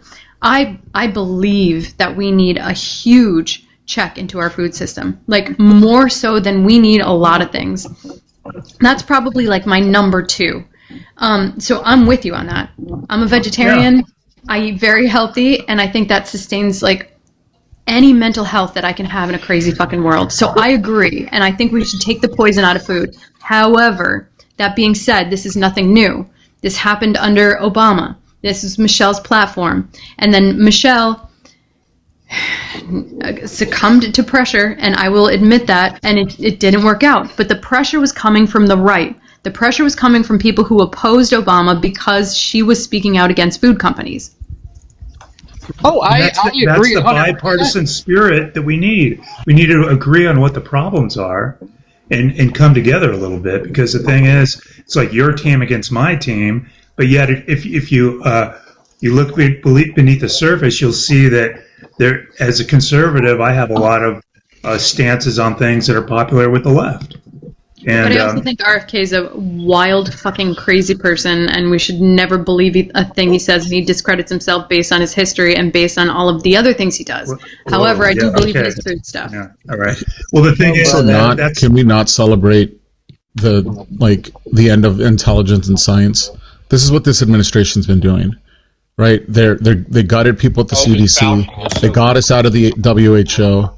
Right, I don't understand why the right is allergic to intelligence and science, but somehow fiscal reasons, sir. Jesus Christ, Nate. Nate, Yeah. you gotta just let people finish. You're not on Sunday, buddy. No, that's fine. I'm done. I'm gonna wait till he speaks. Yeah, Nate. So listen, that's not gonna happen on this panel. So if you could All right, please, well, I I'll gotta make go sure. anyway. Okay. Yeah. All right. Then Thanks for go coming ahead, in here and ruining shit. Don't worry. There's plenty. There's plenty to go around. And I promise you, he's the first guy that comes in and says, "How dare you speak over me?" Like fucking frugal. Yeah. Do you think people trusted Fauci? Sorry, go ahead, Christian. Do you think people should trust Dr. Fauci? Yeah. I think that people should trust the experts. Yes. Mountain, did you want Mountain? You've been pretty quiet. If you want to go ahead. Fauci's retired. Just so you know, he doesn't work anymore. Thank God. Okay, whatever. I mean, what? Yeah, the guy's going to be brought up on charges for He can't be. for lying to everybody. He can't be. He can't be. He got a pardon.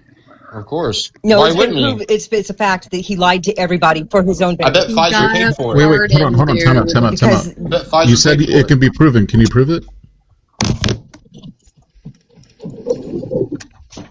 Yeah, they've proven that what he said was a lie and that he benefited monetarily from giving the advice that he gave so he could continue his... Everybody look up Project 102, okay?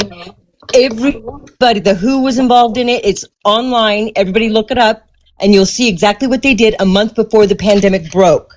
Oh, there was the a fact that financial I'm gain for running to my everybody who was computer right involved now in to it. debunk this is fucking hilarious. This is the most exercise I've gotten So, all day. so is that your proof? Hold on, I'm just You curious. can't debunk it because it's is public that your proof? information. They ran Is that your proof? They ran a whole mock pandemic on a month before the pandemic broke with the exact same scenario, and it was run by the Bill Gates Foundation, the WHO, every major country in the world was involved in it. And you can't do they debunk run it. these models? It's not debunkable. Jesus Christ, do they run these models frequently? No, that was the only time that they've done it. Okay, that was the only time they've ever run that model, that scenario. Like they don't constantly. It's the only time they've ever run a mock pandemic. Look it up. Only time? Look it Okay, up. cool. You So don't have to listen to me. Don't believe me. If I prove you wrong, I'm just saying. If I prove you wrong, will you send the host of Galaxy? Do you understand that there's entire organizations that run these models constantly? Do you know what? All the Let time? me ask you if you know what Project 102 is. I do, and Project Let me ask 103 you and if you know what 104 and Project 105. 102 was. I don't, lady. If you think that 102 there's only been specifically one was a mock time, sorry, I didn't mean to say lady. Don't call me Mountain, fucking I'm lady. sorry. I'm sorry, I didn't mean to call you lady. Civics. I know, I'm sorry. Mountain, if you think that they've only run these scenarios one time, it's ludicrous. There are constant data models being run on if this happens. We do it with nuclear energy. We do it with AI models. We do it with scarcity resources. We do it with farm. We do it all the time. Was this the only mock pandemic that they ran? Was this the only mock pandemic that they've run? And you can show me that they ran another one. One second. Wait, Mountain. I can't even find Project 102 anywhere. Can you tell me what else? Okay, hold on. Let me make sure it was 102. Hold on. Yeah, let me pull it up and I will tell you. Grab the Facebook I may article. have missed. Let me see, James. It's not Facebook. It's bullshit. That's not Facebook. Now, Civics, she technically does have a point because when we got rid of our pandemic response team, we stopped running those scenarios as often as we have been before. Okay, but I'm also hold on a second. It's not 102. Hold on a second. Let me get you the. Okay, thank you. So I'm also Googling when we run. Excuse me. It's called Event 201. It's called Event 201. Okay. Hold on one second. I'm also researching if it says governments, universities, public health agencies, and international organizations routinely run pandemic and epidemic models. Some major groups that do this include the WHO, Centers for CDC, Institute for Health Metrics and Evaluation, Imperial College London, European Centre for Disease Prevention and Control, and National Health Ministries. I can go on about like what they do, but this is routinely done. Okay, look on the Event 201, done Friday, October 18th, 2019, which is 2 months before the pandemic broke. And who was involved? Is this different? And why is this different from any of the... Okay, so did I just not mention to you that they because they routinely do this, and yes, the CDC is involved. Where did Fauci When was the last time they did that? Did what? Ran the models? For anything at all? For a mock pandemic. A mock pandemic. Okay, mock pandemic. I will Google this for you. I will do this research for you because you are making some claims here, and I'm not going to make you prove No, I'm them, going to but do I it will right now. help you out with them. No, I'm going to do it right now.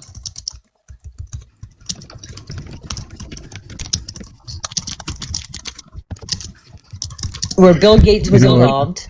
It just comes down to when people don't know things, they just make it up. Yeah, so I'm sorry. It says, yes, mock pandemic exercises before C19 that were not C19 related. It says many. It says Dark Winter, that was smallpox, and that was 2001. Atlantic Storm, that was smallpox again, that was 2005. 2016, that was severe influenza, that was exercise Cygnus. Clade X, that was May 2018. It was a fictional engineered virus causing a global catastrophe. These are all like the mock runs that they made. You want me to keep going? Well, they did a simulated fictional bioterrorist attack in 2018. They did a catastrophic contagion in 2022. That was Clade X. And they did Atlantic Storm in 2005. And but they none of them did were Dark Winter. a mock pandemic. Yes, from the Johns Hopkins Center. They did a smallpox bioterror attack. So yes, that would cause a pandemic. None that exactly mimicked. That would cause a pandemic. Mountain But none Sage. that mimicked. Mountain Sage, what is a pandemic?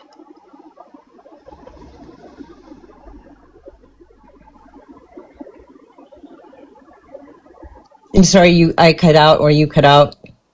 What is a pandemic? Specifically, what is a pandemic? It is a outbreak of a severe acute virus. Wrong. It is a severe outbreak of any type of illness. It doesn't have to be a virus. Okay, well, if you look at Event 201, it was specifically the exact same scenario that outbroke 2 months later. Coincidence? You tell me. I rest. My case. It was a coronavirus. You guys argue about it. I just think you're it's a little saying bit. it was a coronavirus.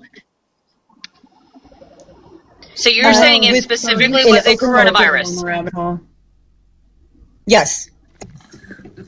No. This is no. This is I'm reading it right now from the Center for Health Security, and this is John Hopkins, off John Hopkins site.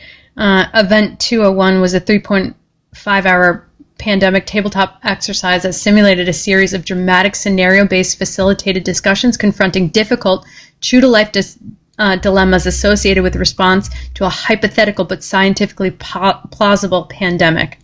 So again, this also happened in 2001. I have to say though that they did use the specific scenario. Hold on, that's the host talking. Mountain. 1 second. Let the host talk, and then you can go. They did use a coronavirus for that scenario. I didn't see. Did they only use a coronavirus? Yeah. Yes. A fictional coronavirus that spread globally is what they used. Outbreak of a novel fictional coronavirus that spread globally. And why would that be weird when we also knew that in... Hold on, let me get the... Because 2 months later, that's exactly what happened. Hold on 1 second. Hold on. Do you know what the Crimson Contagion was?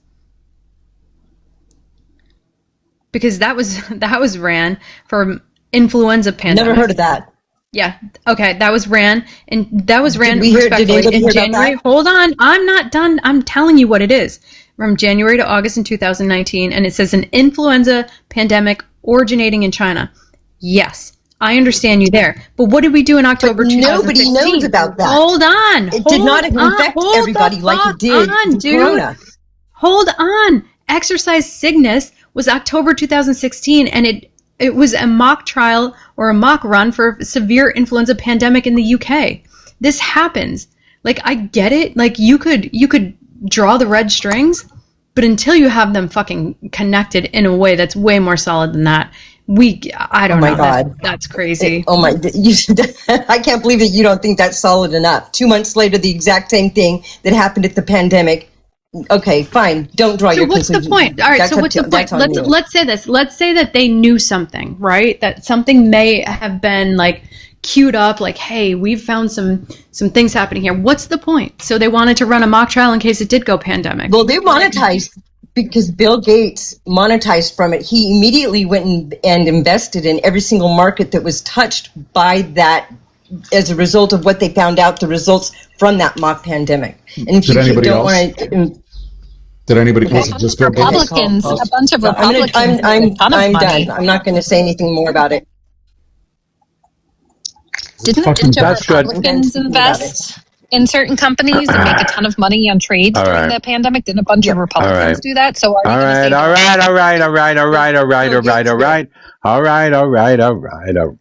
got a fucking violation for misinformation. What the fuck? Misinformation, of course. Ugh. Because this is batshit crazy nonsense topics. Like, it's just people that don't know what they're talking about will make shit up in their head and just follow it. That's why we shouldn't have people like RFK in the fucking government running our health and human services, because they don't know what the fuck they're talking about.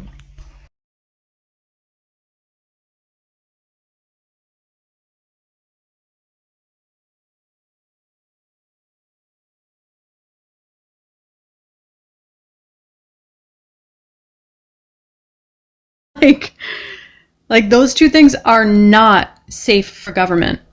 Like one of them is, but not him in his entirety. So I agree with you, but I do believe that there is a food system problem that we have to solve in America. And there are plenty of people, not RFK, that we could get in there to do that if we get an administration that is competent, wants to hire experts. I agree. Yeah, and I wish they did. But RFK was a political move because he was on the Democratic side. He was trying to run as a Democrat, so it was a political move. And that sucks. Can I just point out Civics not throwing out the batshit crazy reference when we've got Ebola going around right now? What, sorry? the batshit crazy reference. Huh. When we were talking about the coronavirus and we have Ebola going around right now. Fair enough. Yeah, it magically just started happening after we defunded all those global programs that helped prevent virus. How weird that happened right after we defunded those programs that surveilled globally things like Ebola. Oh, it's almost like they're connected. Weird.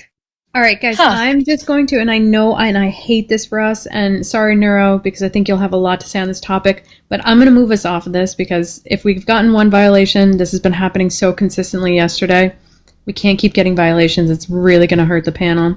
So I think we need to new topic it. Yeah. Can we talk about the deregulations, though, to our drinking water and how that helps us with PFAS, raising the limits? Yeah, no. Because I want to know how the RFK lovers think that this is going to help us in our health, raising the limits. So, Mountain, that might be something you want to answer. I think that was you that said you would have voted for him, or maybe it was somebody else on the panel. I apologize if I'm wrong.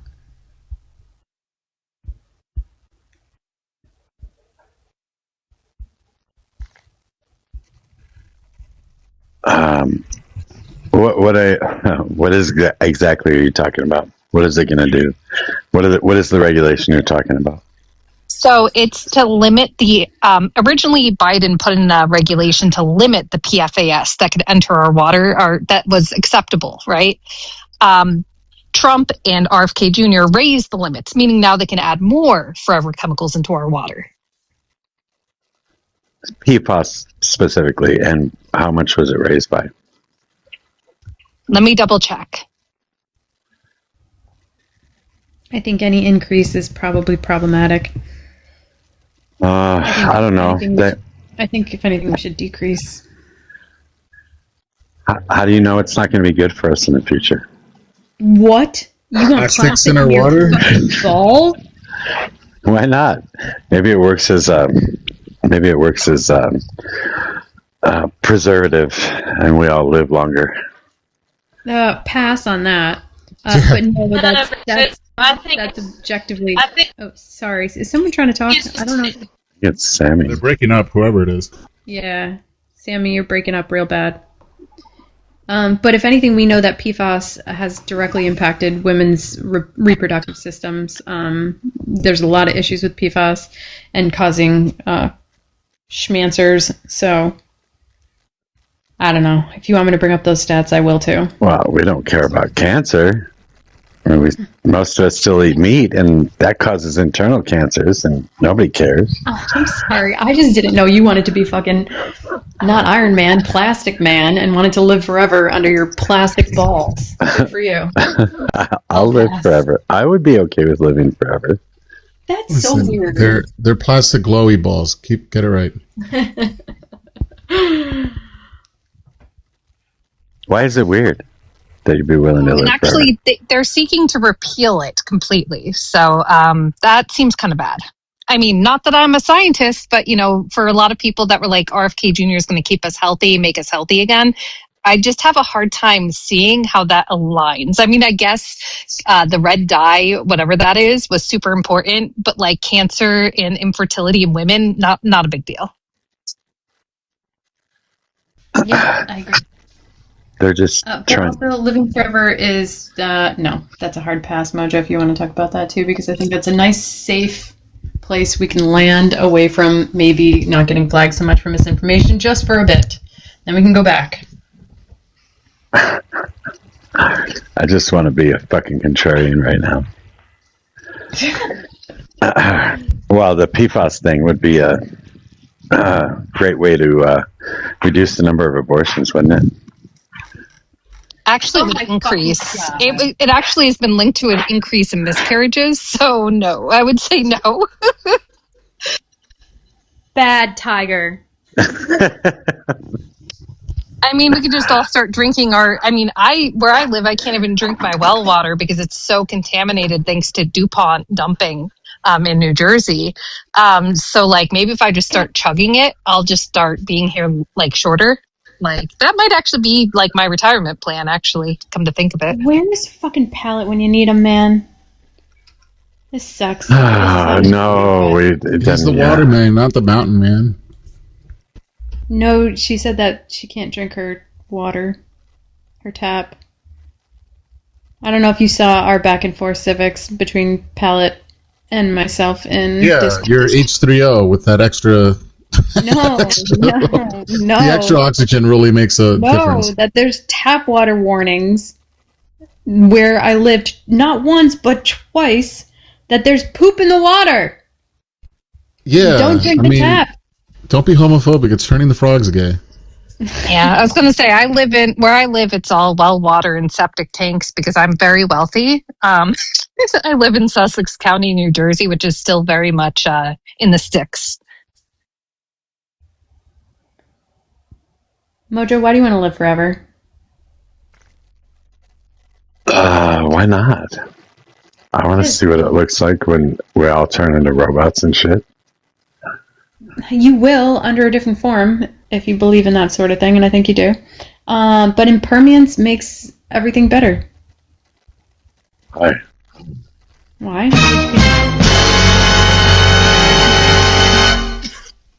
You can enjoy it. Mojo doesn't know how to use a soundboard. He played Whitney Houston for way too long yesterday and got banned off YouTube. Oh, I didn't get banned That's on YouTube. hilarious. I just got a copyright strike, but I've been getting tons of those.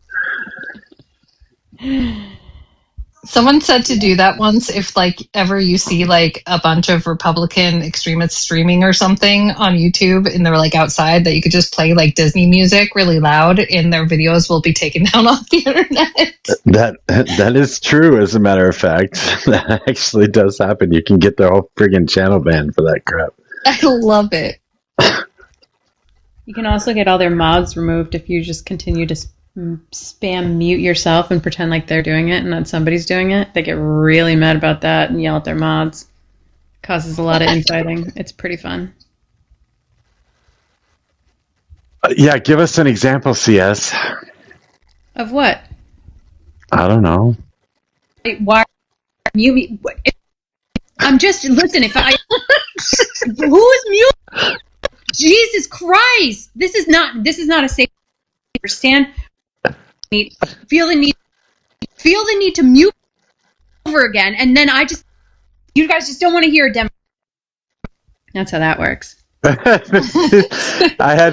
love when you do that. It's so fucking. It's hilarious when you do that. You're really good at it. I couldn't do that without laughing my ass off. Yeah. You got to throw in. Maybe I should leave. And then you got to throw in. This is just an echo chamber. You know, the feral koala, the Australian guy. I did that to him, and he removed his entire mod squad and said no one's getting their mod powers back until you guys stop muting. That guy's such an ass. Whenever I try to get on whenever he's on a panel and he shows up, I always try to call him out and be like, "You remember in the lead up to the election when you were telling people to vote on November 6th, like the day after the election?" Like he would have these one-on-ones with Democrats and be like, "All right, well, just remember to go out and vote on November 6th."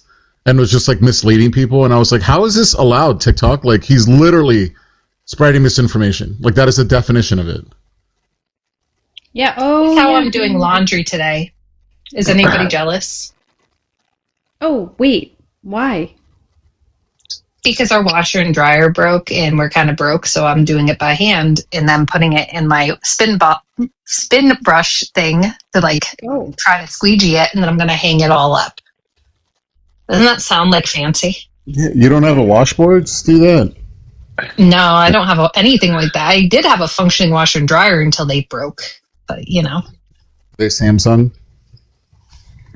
No, they're old, but they're super old. They came with the house we moved into, and we never replaced them. They eventually came apart. Literally, the top part came apart from the barrel, and I was like, I think that's a bad sign. Kimmy, I'm doing well. You can come up and yell at me if you want. Oh wait, is that Kimmy? The one that the conservative, the panel that I went on, I think once or twice. She's the one who gave me Enzo one-on-one, which was pretty fun. I invited her up just in case she wants to come up. She's more than welcome. Yeah. Sorry for the spam invite. I keep doing that, but... I'm cleaning my rug, but Mojo, you know I don't yell. That's not me. I'm just used to getting yelled at. Yeah, I don't do that. You know I don't do that. I'm surrounded by a nice conservative. I'm surrounded by women most of the time, and they're always yelling at me for something or another. I'm sorry. I promise not to yell at you, sweetheart. How are you? I'm all right. Good. Well, Happy Sunday. You're about to have all women because I got to run. So No, civics. Mojo He's like, I'm out of English. here. It's all women until it's no women. The amount of eggs that are on this panel is baffling. Luckily, my tubes are snipped, so mine can't go anywhere anymore. Woohoo! Yeah, eggs are good for you. High protein, Same. sustainable, delicious. Whoa! See you guys. That's gross. Bye, civics. See you later. Yeah. And I was going to say, Mojo, do you know most men have to pay for services like getting women to yell at them? So consider yourself lucky. You get it for free. Yeah, I wouldn't pay for it and don't like it much, but I know. I'm just kidding. but I'm a good target, I guess. Huh, CS. Listen, no, you just need to be handled. There's a difference. I'm not trying to dominate anything. I'm trying to tell you how to am correct. And oh god, that was I'm trying to tell you to act correct. Keep going, CS. I'll hand you the shovel. I do this to myself all the time. This isn't fair. God damn it. Ugh. Jesus. That's funny. It's not. He is not going to help you out with this one, CS. You're on your own. I usually am. And, you would be surprised because Mojo does think that this is his panel, but it's absolutely mine. So, yeah. He thinks he's getting yelled at. I'm just letting him do a little bit of controlling and then letting him think he's in charge. But it's nothing about she's lying. She's lying right now. She knows how good I am at weaponized incompetence. That's a play out of my book outside of this live. I don't know how to do this, CS. Can you teach me? Oh, I'll just do it for you. Okay. Oh, come on. That was ChatGPT yesterday. It was. I can't get it to make a picture. All right, here's a fucking picture. Which I think the Iran one was funny. I think we should put that back up and just see what happens. Yeah, but then everybody thinks that the soccer game already happened.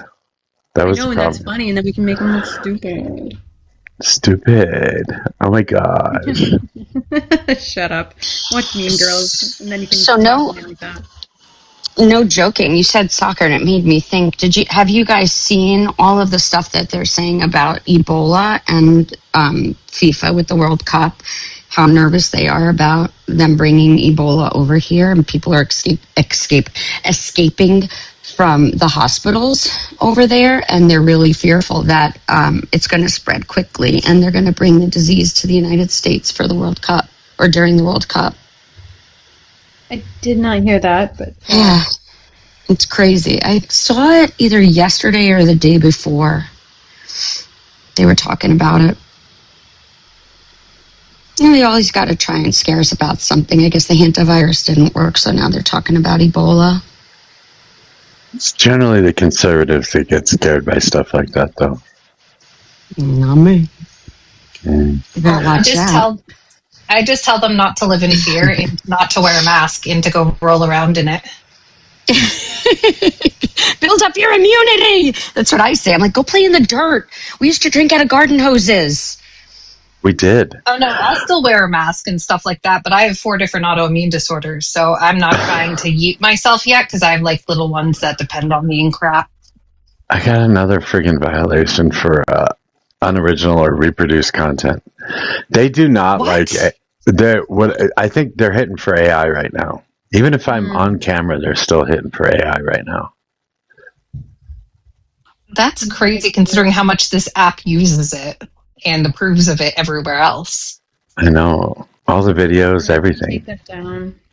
Sorry. Yeah, as soon as I switch it over, I get the violation. Thanks, CS.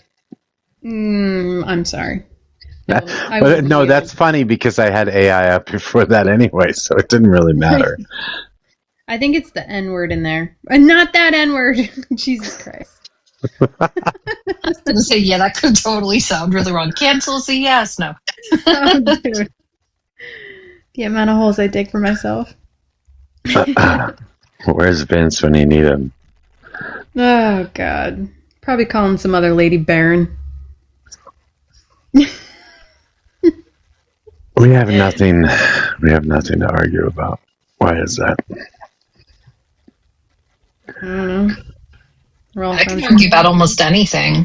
Pineapple belongs on pizza. We should get rid of capitalism. I'm not going to argue against that. Do you believe in human nature, Neuro? Oh, shit. Yes and no. I believe nurture is a big part, too. I think nurture actually is a bigger part. I do. Where do you think human nature comes in? I think it's a combination of nurture and nature. I think that personality traits can be passed down, but your environment shapes you in multitudes of ways. But yeah, I think it's a combination of both. And it's also, if you're in a survivalist mindset because naturally your environment makes you so because you have no choice, like maybe in late stage capitalism, it's going to influence your behavior. Mojo, this is I set you up for this. Well, I'm just going to tell you that human nature doesn't exist. There's a physiology that exists, your brainstem shit, so pooping, peeing, eating, shit like that. But any decision-making process or anything that you say or anything that you feel or anything that you think is all learned behavior. Would you say that? Talk about pooping and peeing and stuff like that. Would you say that maybe your autonomic or automatic nervous system falls in that category? So like your fight or flight response, pupils dilating, getting sweaty when you're nervous, things like that. No, I don't. I think those are all learned behaviors too. I don't think it's just fight or flight. I think it's fight, flight, freeze, question. Fawn. There's also a fawn.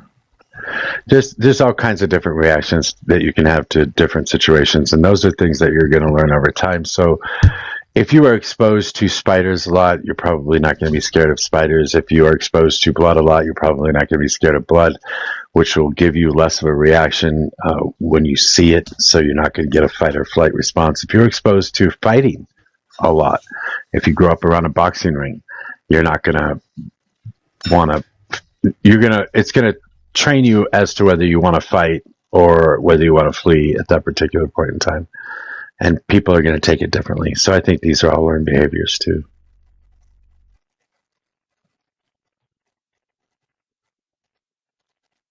Do you think trauma can be passed down? I do not. Really? No. It's not genetic. Yeah. I think it could be, because at one point we were all carried like we were an egg in our mother's, ovary inside our grandmother. So whatever cortisol spikes she was experiencing and things like that physiologically would have affected her offspring, which would have could have affected the next offspring and affected the DNA and everything. I believe in a lot. I study epigenetics, so I find it really intriguing as somebody with ADHD and PTSD. Epigenetics. The only time that I've ever really talked about that term or heard about that term is in a Dan Brown book, The Lost Symbol, where they talked about generational memory. Yeah. It's weird how even my brother, who was given up for adoption, we reconnected many years later. A lot of our fears are the same. We had totally different life experiences. He was raised by a rich family. I was raised in poverty. Yet our personalities are very similar, and it's kind of crazy. And I know that's anecdotal.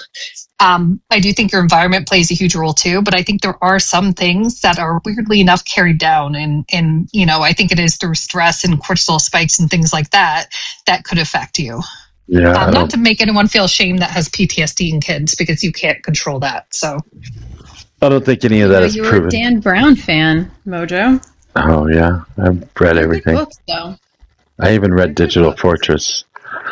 So have I. Yeah, I've read everything Dan Brown wrote. He was a good author. I read him before I watched the movies too. Same.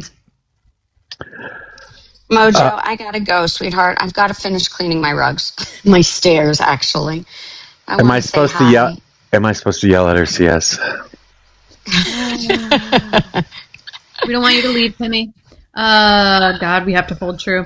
So yes, I know you said sweetheart, and I know it's just something that people use. We don't allow men to do it on this panel because it comes off condescending to women. So then we can't allow for women to do it. So just creating that baseline, but I've really enjoyed you being on panel and you being here, and I know that you created a cool space for Mojo to have a good debate, so I appreciate you. Thank you. Yeah. I Much appreciate that. You're very, very welcome, and I will not call you sweetheart anymore. Thank you. Bye, Mojo. Bye. Thank you, darling. Bye, Neuro. Mojo! That's the tiger. Jesus Christ. Unmoddable. Oh, that was so funny. That was good, Mojo.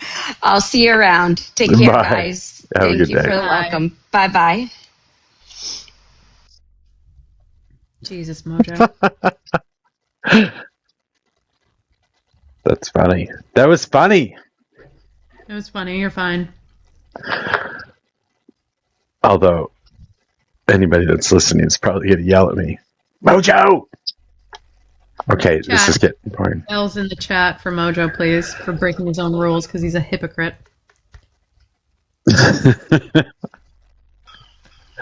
Yeah, she is the one that cleared the panel and took Enzo's mod powers away so he could do a one-on-one with me, which I just thought was super cool. That is cool. Copium, you've been on the panel before. I don't remember who you voted for. Trump, right? Yeah, thought so. Yep. Do you believe that human nature exists? Yeah. Yeah. What is human nature? Instincts. Things that we're born with that are just fundamentally built into our DNA. Right. This is fucking deep. I forgot. Shit. Okay, now I remember. Jesus fucking Christ, Steve. What? What? Huh? I knew I'd seen the name before. I couldn't remember who it was, but yeah, the voice is. The voice is unmistakable. Republican. I don't know who Deef is. Instinctual. Me either. He's just some. Hold on, me either. I'm sorry. He's just some obscure person on the internet that only us know about. He's really very unpopular amongst his peers. So. Yes. Oh, fuck. Yeah. I'm sorry. I'm hungry. No. I was gonna say something and I decided not to. No, it's not my place. Call her sweetheart. No, darling. Just you. Listen, baby girl. You guys need to put yourselves on timeout, Oh. or else I can't take you guys seriously ever again. I know. I did this for a reason, and I do this for a reason because I have seen it used often, like ladies specifically, or I don't know, look, dear, or bless your heart, shit like Honey. that. No, it's honey. And it's the honey that gets me. The honey, yeah. Yeah, I don't like any of that shit. And you hear it used so negatively so often that it's just better to stop everybody from saying stuff like that. Yeah, I mean, I don't really care. I don't use pet names, so yeah, I don't really give a shit if somebody calls me one. It doesn't really matter. It's condescending. It's like when somebody calls me. It's like when somebody calls me pal or buddy. Yeah, look, like buddy. Either somebody in the same age or older, and I just want to slap them upside the fucking head because I'm not younger or like in any way less. I'm like not inferior to you. So. What if I call you son? Look, son. Ooh. That one doesn't bother me as much as, like I said, buddy or pal or. Wow. Really? I think son's worse. CS, what do you think about using princess on men? I found I like that. I usually say, look here, princess, to men. And they usually love that one. Ooh, I mean. Do men actually take offense to that? Oh, I'm sorry, CS. Oh my gosh, yes. Anything that's Really? feminine, they do. Because it's funny because they'll always be like, oh, don't call me that, blah, blah, blah, because your masculinity, right? And then it's funny because I'll be like, okay, so you don't hate women, so why are you getting so offended by that? It's almost like... One of my favorite things to do in the office, if I'm in there with assholes, either say, oh my god, I love your blouse, or nice top. It gets them so mad. That's when you say, nice bottom. I want to know what kind of men you guys talk to, because I don't really know many men who would get offended by that. Well, it's mostly the incels on the internet that get offended, but, they usually have, like, really bad, really low confidence as is, obviously. Like, they're in a loneliness epidemic that they created, so. Do you, wait, you understand that Dan is a liberal, right? Me? Yeah. Wait. Me, as in CS? Yes. Yes, I do, and I like him. Okay. I'm also. I was just wondering. I was pretty sure that you thought he was a conservative at some point. Nope. And it's actually Jeremy, but that's okay. We're on a first name basis. Well, yeah, I mean, I was conservative, not anymore. That's for damn sure. Thanks, babe. Sorry, we're just off the rails now. Yeah. I just got yelled at. I just got yelled at and had to unmod people and shit like that because of this. And now we're doing this. Fuck. Who did It's you okay, unmod? Cupcake. Oh, you were a part of that. Oh, you were laughing at it, Dave, in the comments. Yeah, you were telling me I was overreacting. Yeah. What? When was this? This was a couple nights ago. Princess Republic. Oh. It's not that I say it. No. Don't conflate what I said. I never said that you overreact. I said that you feed into the things and that you take it too personally. Oh no, I agree. I never with say you overreact. I agree with you on that, but no one has ever dropped me on this panel because I do a lot of labor here. Please say something about Enzo. Yeah. Yeah, Kimmy with Rosie or whatever her name was, not Enzo. No. No, Enzo, I was talking about Enzo earlier with Kimmy because I did a one-on-one with Enzo on Kimmy's panel. That's the only reason Enzo was brought up. I said Princess Republic or Rosa is the same person. She's the one who dropped CS. And has not been back since because I got... still gotta send a message. Yeah, because I got mad at her Yes. for dropping. That was the only time that CS has ever been dropped from a panel if it wasn't me doing it. Stop it, Mojo, because you didn't get mad until CS came back upset. You thought it was just No, that's bullshit. No, as a matter of fact, I took her mod powers away immediately. Immediately, as soon as she dropped CS, I took her mod powers away. Maybe that's the case, but if you ran that back, you were laughing. Okay. You remember how a while back, CS, during one of those old like CT debate a liberal things, you were talking about how like you were sick from coronavirus, and then I made a joke about that. I'm reaping what I sow. I'm fucking dying from the virus right now. Oh no, I'm so sorry. Yeah, that hit me hard, dude. That took me out. I was running like 4 miles a day, fasted cardio in the morning, and then couldn't run or do anything for 3 months after. That took me out. I'm so sorry. That is so funny. It's either this point because of how long it's gone on, like it started, I don't know, 3-4 days ago. I'm thinking it's either COVID, pneumonia, or, in the worst case example, but the best case example, because I can use it to argue against stupid fucking maggots, hantavirus. That's the pettiest thing I've ever heard in my entire life. Yes, I can use my last dying breath to tell fucking Republicans to get vaccinated. Men are so funny when it comes to being sick. My last dying breath. He's got the fucking sniffles, and he's on his last dying breath. It's not fucking sniffles. Wait, hold on. I want to be clear. When you did have COVID, I actually just listened to this particular live. I don't know, week and a half ago, and it was on Christmas Day of last year, and everybody on the panel was sick except for me. And you all sounded like a bunch of miserable fucking bastards. I'm going to tell you what. That's fucking bad. It was bad. You and Christmas? Messi and HR and somebody else. Yeah.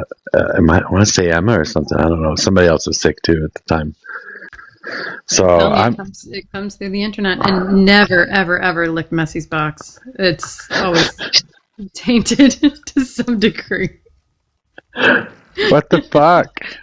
She's always sick. I'm gonna pretend I didn't hear that statement. No, she sits usually in the box next to me. I just feel like I just learned way too much. But, you know. You know what I just learned recently, CS? Men create this immune function when they are under traumatic pain or in a like trauma type response, and they actually have these receptors that cause them to feel less pain than women. Do you know how angry that makes me feel? Because they're always like, men don't feel pain like women, or men feel more pain than women, and blah, blah, blah. And I'm like, here you go. You guys actually have things that help you feel less pain. So shut up when you have the man cold. I don't know what was going on. I couldn't lower my text, like my keyboard for some reason. It wasn't letting me unmute myself. That was really weird. Oh, that happens every once in a while. I've heard a lot of people say that. That's why I just had to drop real quick and come back. Sorry. Yeah, we need to bring back formal debates, okay? I'm tired of these echo chambers. I want one-on-one conversations that don't end in every other We need to get Trump out of bitching office. about how they get interrupted and fucking dropped off of the panel. I'm tired of it. I'm also going to make a play right now, and I don't do this publicly, so Mojo, you can yell at me later. I think, Deep, when you come back on your main account, I think you should be modded. Yeah, I'm honestly pretty curious as to why I'm not. I'm a little offended, but you know, it is what it is. I honestly really don't give a fuck. I'm not a mod on your. I'm not a mod on your panel. What the fuck? Pretty sure CS is. I'm a mod on his panel. Mojo, you can't be trusted. You're a grumpy bear. What was I going to say? So I just wanted to. I really genuinely wanted to ask what prompted your prompt. Did something happen? That Iran nukes the U.S. Yeah, did you not see? No, I haven't. I've been doing way too much this weekend trying to get my house back in order, honestly.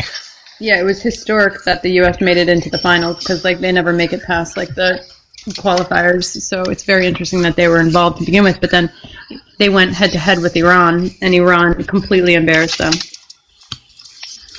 That happened in one of the qualifier games right now? No, it happened in the World Cup finals. You didn't watch?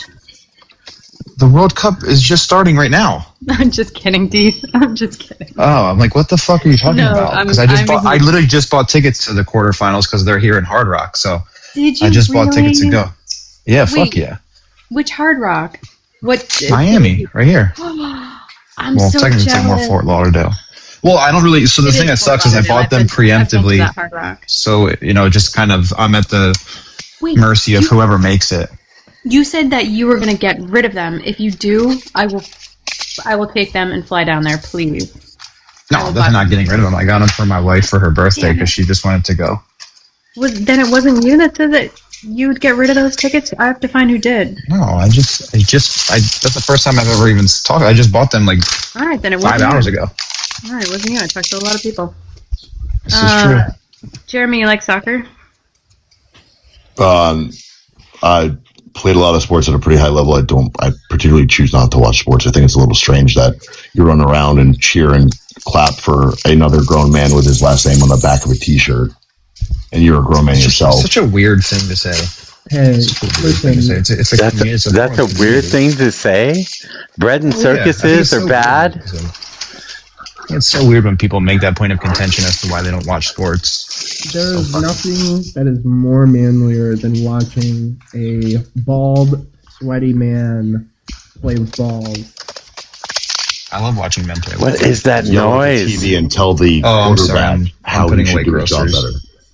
No, I love the World Cup just for this one thing, and this is how this background got started, because I was like, Mojo, Iran has to come to the United States. And he was like, wait, what? Because he doesn't watch sports whatsoever. I'm like, yeah, for the World Cup. Like, they're going to play in the World Cup. They qualified.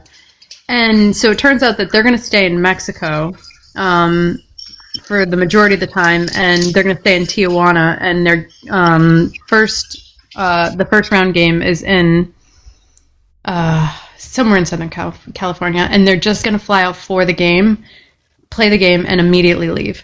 So, but I do think it's interesting because for a moment in time, and like the Olympics, sort of to a degree, but I think the World Cup does it a little bit better because you see so many people who are so passionate about one particular thing, and they all come together, and we all compete, and it's a cool fucking thing to watch, and I love the World Cup. I loved the World Cup probably my whole life. Like 96 was one of my first with Lexi Lawless, but especially 2010. It is just so cool watching a bunch of people run back and forth across the field and not accomplish a goddamn thing. There's so much fun.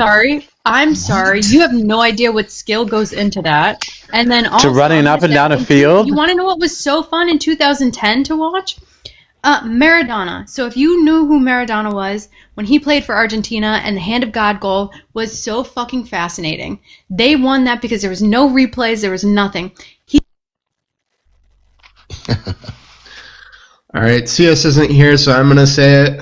Mojo's only saying this because he was a former golf player. There's no skill involved in standing there and hitting a fucking small ball with a metal stick.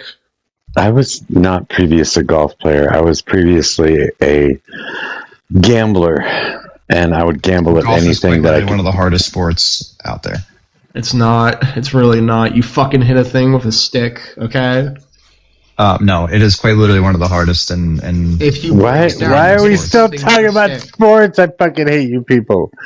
Mojo, did you see the itinerary list on Air Force One of that meeting with China and who he brought with him? I did not. Oh, you're gonna enjoy that one. I think I pissed off CS enough to make her go away.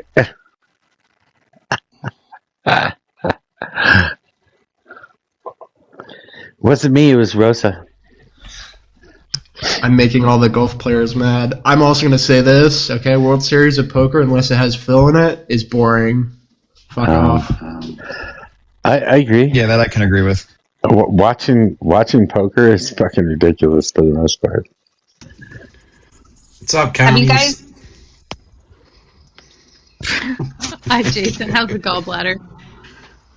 Better.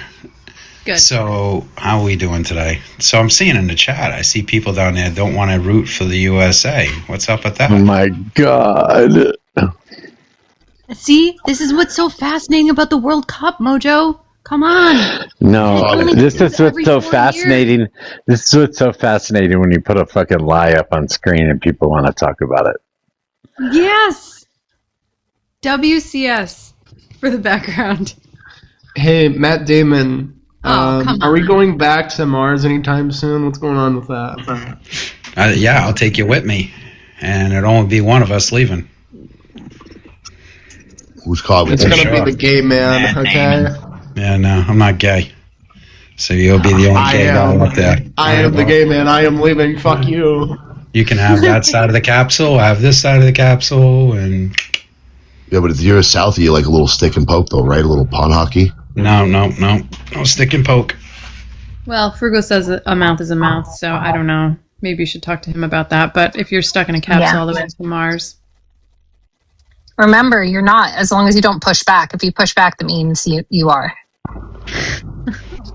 God, I couldn't do it. Horrible joke. I don't know what the fuck. I don't know what's happening Cancel right neuro. You want to talk? You want to talk soccer now, Mojo? I'm pan, so I feel like I can joke about very inappropriate things when it comes to that, but I probably shouldn't. What is pan? Define pan. I have no idea. I've heard that. Meaning, I'm more attracted to who somebody is. What they have on the outside, like, yes, that's cool and stuff, but like, I've dated women, I've dated men. I don't care if somebody's cis or I care as far as like about them, but like, it doesn't faze me, if that makes sense to you. Is it the attraction to intelligence and character? Yes, that's more who I am. The dating field must be I limited. don't know. I kind of have to have a mix, though. I'm gonna be honest. I need a mix, and I only like if I could be a lesbian, like 100%, I would be. I'm a lesbian. It's just not in my nature, I guess. Human nature has really got a stronghold on me. Really good tie-in joke. We fuck with it. 100%. It's finding that sweet spot between like. Sorry, go ahead. The G spot on the forehead. If it was a choice, most women would be lesbian, I think. So that's how we know it's not a choice. Yeah, like that's why I laugh when people are like, it's a choice. I'm like, then choose to be the opposite. And they're like, oh, well, that's different. I'm like, oh, so it's not a choice. CS, where's the secondary G spot? Prostate. Fucking. Wait, wasn't it you JD that knows a thing or two about prostates? Wasn't it you that said it was the forehead? Oh, yes, it is. The forehead kisses. Yes, I'm sorry. Listen. Jesus Christ. That answer was completely unexpected, by the way. I don't know. I thought you were being very, very, like, I don't know, anatomical. But, yeah, no, it is. The second G-spot on a lady is definitely the forehead. Give the forehead kisses, men. I would say they can't even find the first one. In most public? of them, so. Do we have to do this in public, or we do this behind closed doors? It's best in public. Listen, the things that have happened on this panel, Jason, you know.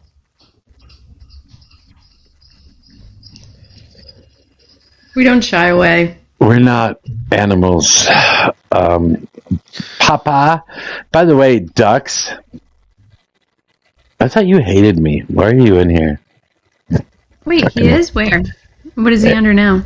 Everyone's papa. Oh. Also, too, for the fellow conservatives in the left, do we ask for consent when we do these forehead kisses? Yeah, there's got to be some kind of contract with that, I'm thinking. Just dislike a bit. Know. He just dislikes me like a bit. Yeah, hold on one second. We'll get to that in a second. But it's like a handshake for me. I don't care. Free forehead kisses. I'm just kidding. No, if you aren't kissing your homies on the forehead when you wish them good night, you're doing everything wrong. Bro, I've broken up so many altercations here in LA by telling guys to kiss each other when they're about to get into a fight. It's the easiest way to disarm it. Yeah, I'm thinking the numbers are dropping dramatically, just so you know. Well, boring. Stop talking forehead kisses and whatnot. They're just, they're fucking, we're out of here. Wait, Deef, do you forehead kiss? Because we know the Laplax, you know. Do you want a forehead kiss, homie? Well, I mean, to his wife. Sorry, what? Say it again. He's married. Do you kiss your Say it wife again? on the forehead? Yeah, I mean, of course. Okay, perfect. See? Because I know What's Deep wrong with loves his wife, and I think, oh no, I thought it's for women, it's the secondary G spot. Like, it is something. Oh, I forgot we had this conversation. Yeah. Yeah, so we were just qualifying Yeah, no. with the Republicans on the panel. Looking on the forehead, but you can't see. What the fuck? Another woman's perspective. Let's hear it. Is that female Jason Bourne in the background? Yeah, and she's evilly badass, so equally badass, I should say. Wait, so, alright, well, let's hear her opinion. All right, here's her opinion. Yeah, no kisses on the forehead. Not for me. What? No. I think she would rather be sucker punched, right? Probably. Yeah. What about Australian kisses? They're like a French kiss, but down under. No, that Oh my works. gosh. Nobody's gonna deny that. Oh my god. Alright. I did this. You guys, but we this is crossed the over into Lord's day. territory. This is the Lord's day. What are you guys doing? Sinning. That's almost as Mojo. bad as when men are. Okay, you sin every day, Mojo. Every day. That's almost All as day bad as long. when men say, "Do you want to play circus? You sit on my face, and I'll guess your weight." I've never used that line. You're See- welcome, I guess. Or No. CT, So does or every- CT who yeah, says, every- or CT who says to another guy, "You got a look good looking seat there," or some shit like that. That's a person. The person who says that is some kind of list. They're on some kind of list if they come up and say that. First time one of my friends went on camera, and it was a guy. If you And had we're the like, book of yes. creepy Sorry. line. Sorry, Porn, go ahead. It's like the creepy lines. It's like you have a book of creeps. That would be right in there. Chapter 1, page 1. I don't know. I think the guy who says "gaga" way too much is probably one of those fucking people too. Gaggers, dude, stop it. That's what we call them up here. You call them fucking wieners where you are. We call them gaggers. Same difference. No, we don't. That's a new term. I'm from where you are. Stop it. And like I said, Rhode Island, bitches. Rhode Island. Yeah, and I know. Well, I mean. Oh, have you watched The Real Housewives of Rhode Island? No.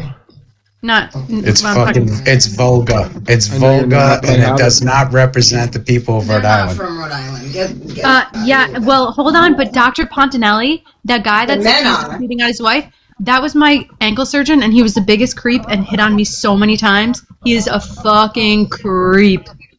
See, and that's weird because you're a doctor. You know what Yeah. I mean? It makes He- it even yeah. more creepy. And I was under anesthesia. This was after.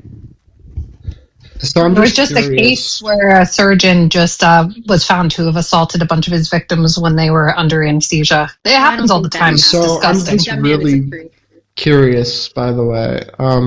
Is it like a thing now where like every nation has their own version of a kiss? Like, what would a Kenyan kiss be? Like, where you let the jungle grow out? Doesn't sound appealing. I'll tell you that.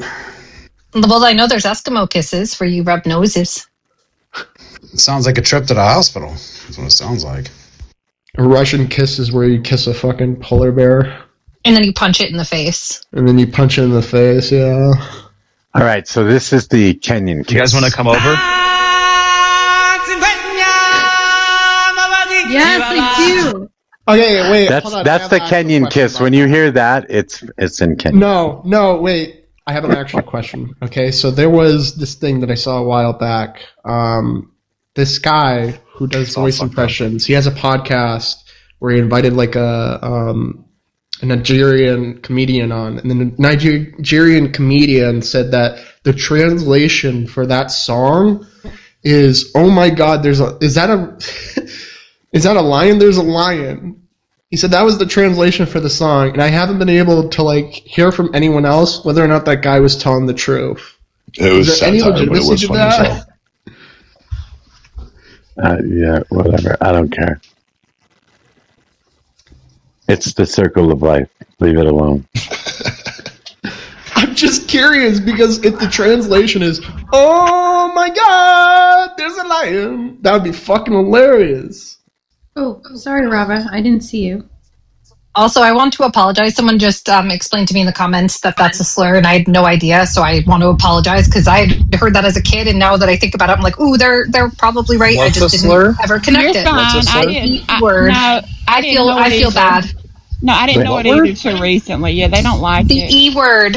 So I'm not going to use it anymore. So I apologize because I didn't even Eskimo? realize. And Is yes. a slur? What Yeah. the fuck? Yeah, they don't I don't like know. it. What They're are they supposed to indigenous. call? Inuit. They're Inuit. They're indigenous. They're not Eskimo. Yeah.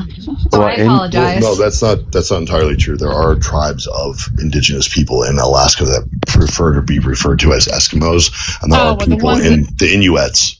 Yeah. Okay, the ones that I know that I hear talk from the First Nations, I actually heard her talk at my daughter's college. She does not like the word Eskimo, so that's all I'm saying. Yep. Yes, ma'am. So I'm going It's to a very stop small using it. So secular I group. apologize. No, and I'm not saying nothing about her. I learned it from that woman. I just was telling her. I mean, she could say it if she wants. I don't think she's bad for saying it. I'm just saying what some of them say about it. That's all. I just was letting you When know. are we gonna get our next crash out? I've been waiting for a rah crash out for a long time. We crashed out on, I think, on Hoodlum before, on Danielle's, and that was epic. Was it That Hoodlum? was like months ago, though. I need It another was. It was Hoodlum like 2 crash months out. ago, but it was amazing. Where's I'm the putting my address in JD? the Discord so What? you guys can all come swimming. Yes. Your address in the On there. Discord? Yeah, look, I got everything's the water's starting. It's all ready to go. God, that is so cool. But Oh my if God, I you're want an that right adult, you now. come down those things like a fucking like a racehorse. No, you honestly it's honest. I'm 6'3", and I'm like 6'3", and I fit, and then I go down that with my kids all the time. We do this for like when they wake up from their nap in like 20-30 minutes. We'll do this until the sun goes down. It's fucking blast. That's a great That's awesome. dad right He there. said he's I always got- 6'3", and I think forehead kisses. Nobody's kissing him on the forehead. I always got That's how this scared when it came started. to those because I thought that like at some point when I'm on one of those that like the air pump would just stop working and then I get fucking trapped inside of it. That's an irrational fear. That's Dude, spontaneous my combustion. wife, we have like, I don't know where my wife finds these things. We have some industrial grade ones, like bounce houses for them. And those ones are actually like, when they start to deflate, those ones you can actually like legitimately get trapped in. And it is Ooh. kind of scary. Oh, that does sound crazy. You could rent those out, for parties if you wanted to. I know a lot of people do. They make really good money. I'm genuinely entertaining just the business idea for fun because I'm not exaggerating. Like, here, hold on. My backyard's a mess right now because I'm cleaning. I told you guys I've been doing work all weekend. But Sure, like we have 3 more in here. This is the giant industrial one. It looks small, but that thing takes up almost the whole backyard. And then we have 2 more in storage. Yeah, like people when I tell you we have like 5 of them. People in my area pay like $300 to rent them things for like 3 or 4 hours. I bought some clear Birthday plastic party. sheeting and went to the beach and made a giant slip and slide. It was great until it got sandy, and then I just removed all the skin from my body. There you go. I bought some clear plastic sheeting and put it up in the basement and cut a body apart and drug it out. Jesus Christ, Mojo. Mojo actually did that as a prank to a buddy. He was bringing a date back, and he was like, dude, can you run over there? I left my laundry out. Can you put stuff away? I'm like, yeah, I got you, buddy. Lined his entire living room with clear plastic sheeting. Some creepy-ass music on. That's fucking Oh, no, dude, she that's dropped it. awesome. It was hysterical. That's actually awesome. hilarious. And then I brought her I at would have my ran wedding. and never spoken to them again. Well, I tracked her down and she was my wedding guest at his wedding. You tracked her down? That's not helping. That's even worse. That's even worse. This is going off the rails here. Maybe I'm going back to the conservative I think party, guys. he's somebody's gonna have to clip this for evidence purposes. He's like, at first I brought my date into a room lined with plastic, and she tried to get away, but I tracked her down, you see. Yeah, that I didn't feel like we're sound too listening good. to Cold Case Files or something. I will say, I just want to go back for 1 second to the forehead kisses because the beginning of this lore was so funny, how we got onto forehead kisses. Do you remember, Mojo? Yeah, it's Grumble. Well, I wasn't going to mention names, No. but he dated someone that was significantly taller than him, and he said, but the forehead kisses were amazing. Oh my god. That's actually really cute. As someone who's 5'9", I love that. I was actually here for that. I remember that. I wish I had an You think that's why you should be modded. You have so much Give me history. a forehead kiss. I believe it does release oxytocin, I believe. I'm telling you, it's a secondary G spot. Well, I'm My ex was like 5'6". Gives me and shit. I'm tall, so I don't know. I'd have to get a basketball player or something. I'm 5'4". How tall are you? So. I'm 5'10" and a half. Oh, you're an inch and a half taller than me. Oh, I'm taller than everybody in my family. Everybody's short. I'm 6'4". Are you really? I am. I do. I literally need fucking Sasquatch to come and give me a forehead kiss. That's tall. Can you also palm a basketball like me? I can palm an Xbox. No. But also my hands do this, so woo. And I get to gross people out. My hands and feet are actually quite small for a tall person. How do you not fall on your face? I always think that. Like, I'm a 9.5 wide, and I'm like, I've seen tall women with little feet. I'm just like, how? Like, respectfully, how? I'm like 7.5. I got a 7.5. I think that's the size I wear. Yeah. I was at 8.5 until I was pregnant, and then my feet never went back. Your feet grew? Oh, yeah. No, but I also, my babies were all over 8 pounds. My last one was 8'14", and almost took both of us out. And I got postpartum eclampsia, so I had a bunch of weird medical. Well, I have a bunch of weird medical anyway, so we could go on, but I don't want to put everyone to sleep. Yeah. Yeah, we'll hit the panel drop if we go too far down this rabbit hole, guys. We have CS is just a gorgeous model. I'm sorry. Thank you. Thank you. She's tall too. No, I'm 5'4". Oh, it's got you. Which makes me versatile because I can date men of all heights. In fact, I have found men on dating sites are either bald or short. So I have to pick my poison. Oh, damn. Yeah, there was a guy that I went out with a couple weeks ago, and his feet were smaller than mine, and I wear a size 7 women's, and I was like, I can't do it. Is that like a real concern? Like that people's feet are smaller than yours? Oh, that's kind of It was terrifying. weird, but let me tell you, he was slanging, and the only reason I know that was because he was wearing gray sweatpants. I am so going to drop you again. I know you are, but I told you the story already. Everybody knows about them Nike gray sweatpants, but I'm going to be quiet now. I'm telling you, National Geographic. It was crazy. And I was like, how does it fit the fucking feet thing? But we could borrow shoes, I suppose, if you want to wear my sneaks. I wouldn't date anybody shorter than me. I feel awkward. I'll wear your high heels. No, it's not an arbitrary concern. It's just interesting. I don't know, because like between screens and like dating apps, I'm new to them, and it's just weird. It's weird because you have to make a snap judgment. You don't want to go out and make things awkward and have to leave right away. It's like you go on the first date and you find out he has a peg leg. I'm not trying to look at his face. They're just slanging in those sweatpants too. It's so fucking hilarious. It's like the mascot from ExxonMobil. I don't know, person in the chat that's telling me over shoe size. Yes, it was very strange. I've never seen a man with smaller feet than I have small feet. I hadn't seen it. We were on the beach. There was small feet that appeared. I was taken aback. Did he walk upright? Yeah, but I mean, there was other reasons, obviously. Like, if there was other reasons that I wasn't attracted to him, then it would be a non-issue. My mama can wear 12 and kids. She's really short. My whole family's short with little feet, except the younger generation. They're tall. Thank God somebody finally come in that was tall. Mojo, that picture is fucking hilarious. I love that one. Is that marks on the fucking wall? Yep.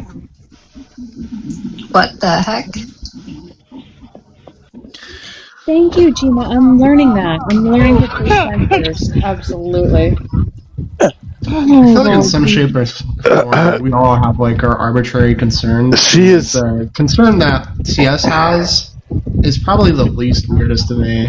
It's not like a common thing that I see. It's not weird. I hate Like, for me, smelly for feet. example, I know that one of my concerns when it comes to like someone that I'm seeking out within a relationship, unless they are, this is a really weird, arbitrary concern. Just to preface, unless they are very into Marvel, particularly, because I talk about like Marvel a lot. Like, I'm a big Marvel guy. Then I don't know, like that's like a concern of mine. Marble. Because I feel like whenever I talk about like the things that I like around people, and then they don't understand these things, it makes me look weird, and I don't want to look weird. You know what I mean? Like marble countertops. No, Marvel is in the comics. Oh, okay. Yeah, Marvel. Yes. I don't think know. I'm it'll look sick. weird. I'm dying. Rah. I apologize. I thought you said marble. No. Yeah, JD, I don't No, think you're gonna actually look weird, playing man. with CS is marbles. out there carrying around her dates on a baby Bjorn strung over her shoulder. That's what I'm saying. I can't handle that. You're funny. What? It's Dating has to be hard these days. I can't imagine because I think everybody's a serial killer. Well, I'm not so concerned about that. There was a nice guy that I had met, but he's now referred to as Anthony Fingers for reasons that Mojo knows. Anthony Fingers. I couldn't deal with his accent. I'm sorry, Jason. I hate a Boston accent. I was just writing that. I just wrote that in the comments. A Boston accent, and he had a Boston accent, and like we were talking, we were hanging out, we kissed, whatever, and then on his way out, he turned around and he looked at me, and goes, "You sure you don't want me to use my fingers?" And I was like, "Get the fuck out!"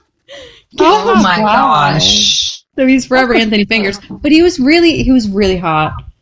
But no, pass. That's the most terrifying thing I've ever heard in my life. I picked the bear. I picked the bear, but that was like our 5th date, and he was like,